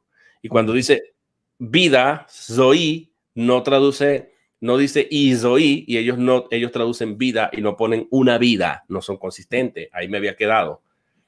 Ahora vamos a este. Si Juan hubiese querido decir un Dios o divino, pudo haber usado theís. Hechos 17:29 y segunda de Pedro 1:3-4. Porque theís es una manera de decir ser divino. Pero se desprende de la sintaxis que lo que se quiere decir realmente es que Jesús tiene las cualidades de Dios y se puede traducir que el Logos era divino. Sí se puede traducir así, pero no porque el sustantivo sea traducido theos, como aparece ahí de Hechos 17:29, que creo que se confunde a Pedro con un Dios, y en segunda de Pedro 1:3-4, donde también se vuelve a utilizar la palabra theos en un sentido de divino. Ok. Sí, y finalmente la regla sintáctica de Caldwell, para reenfatizarla, porque estamos resumiendo, implica que un sustantivo preverbal que está antes del verbo, sin artículo, es normalmente cualitativo, a veces definido y muy rara vez indefinido. O sea, los testigos tendrían que asegurar que ese allí, o sea, Wallace dice, página 257, rara vez es indefinido. Y qué casualidad que van a escoger a Dios para hacerlo indefinido, ¿no? Cuando el contexto lo refuta automáticamente a ellos. Ok. Y la sexta consideración, no sé ni cuánto decir, la séptima consideración es el propósito del evangelio de Juan, hermano, es presentar a Jesús como Dios. Y eso lo vemos lo que usted estaba diciendo, Juan 5:23, Juan 8:58, antes que Abraham fuese yo soy, Juan 10:3, el Padre y yo uno somos, cuando, ¿cómo se llama? Tomás se postró a los pies y le dijo, Señor y Dios mío, que los testigos, Dios mío, Señor mío y Dios mío, que los testigos de Jehová dicen que era una exclamación. Sí. Otra vez tenemos otro dice, el Dios mío y el Señor mío, que no es una exclamación. No, otro día tenemos que hacer sintaxis de ese pasaje porque ellos dicen que era una exclamación, que se asombró y dijo eso, y dijo, Dios mío, estaba hablando con otra blasfemia para un judío. Aparte de Cristo, una locura total, pero bueno. Entonces, eso es algo que tenemos que tomar en cuenta, ver por qué se escribieron estos evangelios. ¿Por qué 4 evangelios? El primer evangelio, importante, doctor Enuel, el primer evangelio, Mateo, fue escrito para los judíos. Quería demostrar que Jesucristo era el rey. Marcos fue escrito para los griegos o los gentiles y quería demostrarse que Jesús era un siervo. Por eso están todos los milagros ahí, Cristo sirviendo a las multitudes. Excelente ese evangelio corto, resumiendo quién es Cristo, un esclavo, un siervo, como se profetizó en Isaías. Lucas quiere probar que Jesús es hombre y se usa mucho el título el Hijo del Hombre, el Hijo del Hombre, el Hijo del Hombre. Quiere probar que Jesucristo es humano, 100% hombre. Pero Juan quiere probar, hombre, sí. Sí, Juan quiere probar que Jesucristo es Dios. Y por eso comienza energía no logos, que logos sin prostonceón, que theos y no logos, justo sin energía y prostonceón. Y termina diciendo, cuando se postra ya Tomás, Señor mío y Dios mío. Y a lo largo de todo el evangelio vemos a Cristo siendo llamado Dios, uno solo, el Padre y yo uno somos, etcétera, etcétera. Vamos a encontrar esa frase muy recurrente antes que Abraham fuese yo soy todo, porque el propósito de Juan es mostrarnos que el verbo era Dios. Juan no pudo haber usado un indefinido, hermano, porque Juan conoce quién es el Logos. Él no puede estar presentando algo que no conoce. Él está presentando al Logos y lo quiere presentar como Dios. Y por eso está utilizando esta estructura. Y finalmente, Juan 1:1-2 forman un quiasmo, que es lo que ya hemos dicho. Por eso el versículo 2 retoma y une todo lo antes dicho enfáticamente. Al decir está haciendo énfasis o está retomando la última cláusula, que es la tercera. O sea, el logos que tiene las cualidades y los atributos de Dios, era energía en el principio, prostonceón, con Dios. Punto. Ahí sella Juan y demuestra que el logos existía ya en el principio. Dos, que acompañaba a Dios. Dios no estaba solo. Refutación al sabelianismo. Y en tercer lugar, que Cristo, o el Logos, que es el mismo Cristo, tenía las mismas cualidades que Dios mismo. De manera que lo que Dios es, si Dios tiene 10 atributos, el Logos tiene 10 atributos. Si tiene 20 atributos, el Logos tiene 20 atributos. Si tiene 100 atributos, lo que tenga el Dios identificado en la cláusula B, esas cualidades o esos atributos también los tiene el Logos de la cláusula 3 y se resume en este maravilloso quiasmo. Este logo que tiene las cualidades y los atributos de Dios, que era divino, estaba o existía ya en el principio con Dios. O sea que no queda manera en la cual a través de la sintaxis en griego se pueda decir de que la traducción de los testigos de Jehová es correcta. Exacto, no hay problema, no hay razón para traducir un Dios, hermano. Por eso la gran vasta mayoría de las Biblias de los grandes académicos, hermanos, han traducido correctamente el texto. Y hay como 3 o 4 testamentos andando por ahí, uno del brujo y otros por ahí por la mala comprensión de la regla, que igual los acusa o los señala en su obra, más bien para no decir acusar, los señala en su obra justamente por la mala comprensión. Es que la regla no es muy detallista, sino que Caldwell la lanzó así y ellos la agarran y no se dan cuenta que es una regla que tiene 2 partes, identificación y después señalamiento del contexto en lo que es la traducción, y ahí es donde viene el problema viene de esa mala comprensión. Pero ya explicada la regla, no hay razón, ni hay motivo, ni sintáctico, ni gramatical, ni semántico, ni hermenéutico para que concluyamos que Juan no quería decir que Jesús era divino. Por supuesto que quería decir que era Dios. Así que pues refutado la posición de los testigos de Jehová. Yo la verdad que me he gozado. Yo no sé si a los hermanos les ha gustado lo que hemos discutido. Yo creo que esto es una forma magistral. De hecho, pastor, usted va a hacer aún esto, pero más profundo en su canal. Yo le invito a los hermanos que estén pendientes del canal Biblia en Contexto y vayan allá y se suscriban a el canal del pastor Wisto Medina. También él ofrece cursos en griego para que usted pueda aprender nuevamente a hacer todo este tipo de sintaxis, ¿verdad? Análisis morfológico. Y esto le va a venir a usted de gran ayuda. Así que yo le exhorto nuevamente que vayan al canal del pastor Wisto Medina. Y nuevamente, pastor, ¿de qué manera nos podemos comunicar con usted? Sí, ya, pero falta una partecita, doctor. No me corra tanto todavía. Sé que pues si quiere dar, pues damos más de postre, perdóname, pastor. Sí, vamos a terminar y bueno, y también vamos a decirle a la gente ya dónde me pueden contactar. Incluso por ahí hay mis moderadores, ellos pueden poner ahí en los comentarios cómo me pueden contactar, dónde pueden conseguir mis libros de sintaxis que están en Amazon, que los pueden conseguir también. También el que quiera que yo le comparte este PowerPoint, yo no tengo problema en compartirlo. Yo comparto toda materia gratis porque Dios me ha llamado para esto. Escríbanme a los números que los moderadores que están por ahí van a escribir y yo les hago llegar este PowerPoint para que ustedes lo tengan. Doctor Emanuel, mire, vamos a ver aquí en la conclusión y después vamos a ver los problemas que tienen los testigos de Jehová. Sí, perdóneme, pastor, se me pasó esa parte, sí es verdad. Sí, es que se me movió aquí la conclusión, pero la vamos a volver a arreglar. Aquí está, no hay problema. Aquí está la conclusión que yo se las quiero mostrar aquí, que está maravillosa. Mire la conclusión. Esta es la conclusión a la que llegamos. La palabra era divina. Esa es la traducción. Los mismos atributos que tiene el Dios de la cláusula B los tiene el Logos. Comparten la misma esencia y a la vez es distinta del Padre. Si asumimos que ese Dios que acompañaba el Logos o que el Logos acompañaba es el Padre, y por supuesto que es así. Y destruye por un lado al sabelianismo y destruye por otro lado a los testigos de Jehová con su arrianismo. Así que la traducción completa nos quedaría: la palabra ya existía en el principio, partiendo de la sintaxis, y la palabra estaba con Dios o acompañaba a Dios, y la palabra era Dios o era divina, también se puede traducir. El Logos, estaba con Dios o acompañaba a Dios cuando en el principio. ¿De acuerdo? Y vamos a considerar, doctor Emanuel, para concluir, los problemas para los testigos de Jehová, que hay unos problemas graves.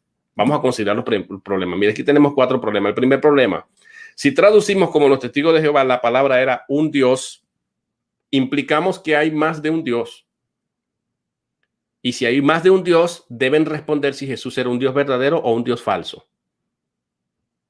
Si dicen que es falso, entonces no es si es superior o si es inferior. Ellos tienen que responder si es verdadero o si es falso. Eso es lo que tienen ellos que probar. Ellos son muy listos para irse. De verdad, desde la gramática y de la sintaxis no se puede concluir si el texto está diciendo que es mayor o si es superior o inferior. El texto lo que tiene usted que probar es que ese Logos que se dice que era divino, que era Dios, si ustedes traducen un Dios falso y tomamos tu traducción como creíble, demuéstrame que es un Dios verdadero o que es un Dios falso. Si me dices que es verdadero, viene el punto 3, contradice el Shema e Isaías 40. Exacto. Yo, Jehová, soy Dios y fuera de mí no hay otro, y nunca jamás, nunca fue creado otro aparte de mí. Y ellos tienen a otro Dios creado. Ahora, si es un Dios verdadero, tenemos dos dioses verdaderos, y eso se llama enotismo o arrianismo. Eso es peligroso. Y por último, se tendrá que agregar el texto lo que no dice. Es decir, Dios poderoso, ahí significa Dios poderoso y en el otro significa Dios todopoderoso. Eso se llama enotismo. En verdad, el test de la sintaxis del texto y del análisis contextual no se desprende esa conclusión. Eso es simplemente leer en el texto lo que no está. Se llama eisegesis. Insertar en el texto mis presuposiciones, mis prejuicios teológicos y mis ideas teológicas preconcebidas para poder obligar y forzar el texto que diga lo que a mí me conviene que diga. Eso es muy, muy, pero muy peligroso. Y como si fuera poco, una ñapita, doctor, para que nos vayamos, pues. La ñapita es que estarían haciendo conexión o estarían asociándose con el espiritismo de un ex sacerdote que confesó que escribió su Nuevo Testamento mediante la inspiración de un espíritu que bajaba en su esposa fungiendo como medium espiritista y le dictó en Juan 1:1 que era exactamente lo que tenía que poner. Y ellos afirman en sus páginas oficiales web y en muchas de sus literaturas que realmente este ex sacerdote llamado Johannes Gruber realmente lo utilizaron como autoridad para traducir y vertir el texto así, como una autoridad del texto griego, cuando fue un espíritu demoníaco a través de su esposa, que era medium, que le transfirió o le tradujo el texto del Nuevo Testamento en Juan 1:1. Muy peligroso. Hemos terminado, doctor Emanuel. Increíble. Yo no sé, hermanos, si ustedes se han gozado, por favor, si no se han conectado al canal del Pastor Winston Medina, les invitamos a que pasen por allá y visiten el canal del Pastor Winston Medina. Suscríbanse, denle like al canal, tanto al de él como el de nosotros, nuevamente.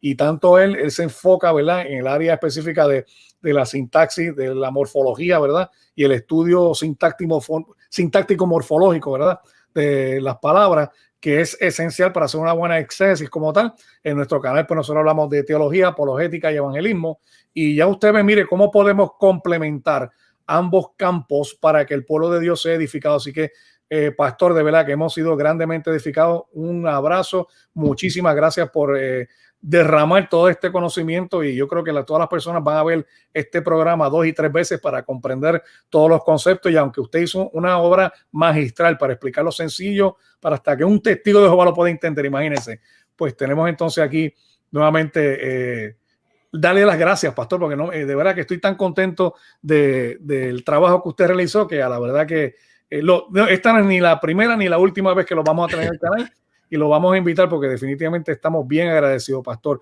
Nuevamente, entonces, ¿Cómo nos ponemos en contacto con el pastor Winston Medina? También recuerden que el pastor Winston Medina tiene un libro en Amazon, específicamente, y el pastor nos va a dar los detalles sobre eso. Sí, pueden comunicarse conmigo al número +1 704 713 8799. Repito, +1 704 713 8799. También me pueden escribir a mi correo personal, que es así, Wiz, como el nombre que tienen ahí abajo. Quiten la T-O-N, Wiz, la mitad de mi nombre, Wiz, y la mitad de mi apellido, M-E-D, wizmed@hotmail.com. O simplemente búsquenme en mi canal de YouTube, Biblia en Contexto, que transmito continuamente en YouTube. Y si tienen preguntas, ahí yo les doy mi número, les puedo pasar este PowerPoint, les puedo dar mi correo de una mejor manera que ustedes la puedan ver ahí, lo puedan ver visiblemente ahí. Y estamos completamente a la orden. Y mis libros están en Amazon. Solamente escriban mi nombre en Amazon, Winston Medina, y verán mis libros. Tengo 2 libros de sintaxis y otros, y hay como 4 libros más, 2 que he traducido del inglés al español y otros que he hecho sobre el bautismo y otros libros que están ahí y de teología. Bueno, gracias, doctor Emanuel, por su invitación. Y gracias a la audiencia también. Gracias por la audiencia ha participado. De hecho, nos han hecho unas preguntas por ahí. No sé si así como ñapa. Alguien me pregunta y me dice, ¿qué dicen los testigos de Jehová en base a Romanos 9:5 y Tito 2:13? Que yo los he discutido en mi canal, pero sería bueno que, ¿verdad?, una persona que enseña morfología sintáctica nos dé por encimita. El caso de Tito 13, que es más fácil, que es la regla de Granville Sharp, en la cual tenemos a nuestro gran Dios y Salvador Jesucristo, así por encimita, bien sencillo, pastor. Si Tito 3:15. Tito 2:13. Vamos a revisarlo aquí en el texto griego. Yo se lo puedo acompañar ahí se lo puedo compartir. 2:13, perdón. Pero antes, bueno, sí, ahí está. Vamos a compartirlo. Usted lo pone ahí aquí está Tito 2:13. Vamos a revisarlo en el texto en español. Dice, ahí lo ven. Ahora entró. Sí, ahora lo ven. Ok, vamos a ponerlo aquí entonces. Y dice, aguardando la esperanza bienaventurada y la manifestación gloriosa de nuestro gran Dios y Salvador Jesucristo. Vamos a ver en el texto griego, dice, sobre todo la última parte que tenemos aquí, bueno, Dios y libertador. Y fíjate, esto es muy importante porque tú está modificando a Dios. Está en genitivo, al igual que está en genitivo. Miren los casos, la morfología es muy importante. Mire, tú, el Dios definido, está definido, el Dios, y como si fuese poco, tiene un adjetivo modificándolo también, el Dios grande, megalu, mira, ahí viene la palabra mega, el gran Dios. Entonces, tú, megalu, theú, o sea, el Dios grande y libertador, sotiros, y libertador de nosotros, imón, Cristo Jesús. Aquí se aplica una regla que se llama la regla de Granville Sharp. La regla de Granville Sharp dice que si el primer sustantivo está articulado, como es el caso, mira, aquí tenemos CU y aquí tenemos el artículo que concierta en género, número y caso con CU. ¿Ve? Genitivo, mire, artículo, genitivo, singular masculino, CU, genitivo, singular masculino, concierta. O sea, dice que coinciden, están en acuerdo.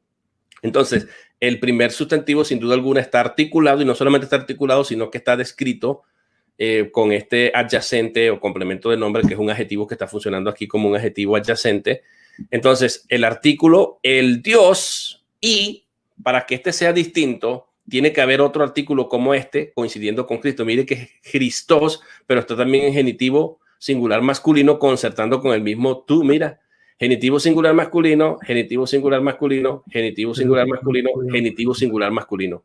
Es la misma persona. Aquí se está hablando del gran Dios y Salvador de nosotros, Jesús Cristo. Es el mismo.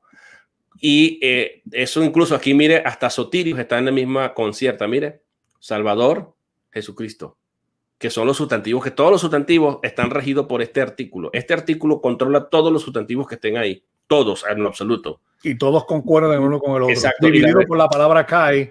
Sí, la regla de Granville Sharp lo que dice, doctor Emanuel, y la audiencia que escucha, es que después del que tenemos aquí esta conjunción Kai, o que, los sustantivos que sigan deben estar articulados para que pueda tratarse de otra persona, pero no. Al no estar el artículo, ven que no ven ese tú, el artículo tendría que ser el mismo aquí, no está, y al no estar se refiere al al Megalu Theu Quesotiros y Mon Christu y Jesús, el grande Dios y Salvador de nosotros, Jesucristo. Es una posición. Jesucristo es el mismo Dios grande. Gloria a Dios. Contentísimo, pastor. Así que pues nada, le contestamos ya a uno de los hermanos que la verdad, miren, si se han gozado con esta transmisión, por favor denle like. Nuevamente vayan al canal del pastor Wilton Medina, suscríbanse al canal, denle like a sus videos también, vayan allá para que aprendan. Y nuevamente, gracias, pastor, por estar con nosotros aquí en esta tarde. 2 horas de transmisión y no hemos bajado casi de 100 personas. Así que pues le agradecemos a toda la audiencia que esté aquí con nosotros. De verdad que ha sido una gran bendición. Unas palabras finales, pastor Wilton, y nos despedimos. Vámonos, que necesitamos bañarnos y prender el aire acondicionado, que estamos quemándonos del calor. Hace calor, hace calor. Un abrazo para todos, pues bendiciones. Cuídense. Bueno, saludos para todos, amados. Gracias, que el Señor les bendiga, que el Señor haga resplandecer su rostro sobre ustedes y les dé paz. Siempre terminamos diciendo, Soli Deo Gloria, a Dios sea la gloria.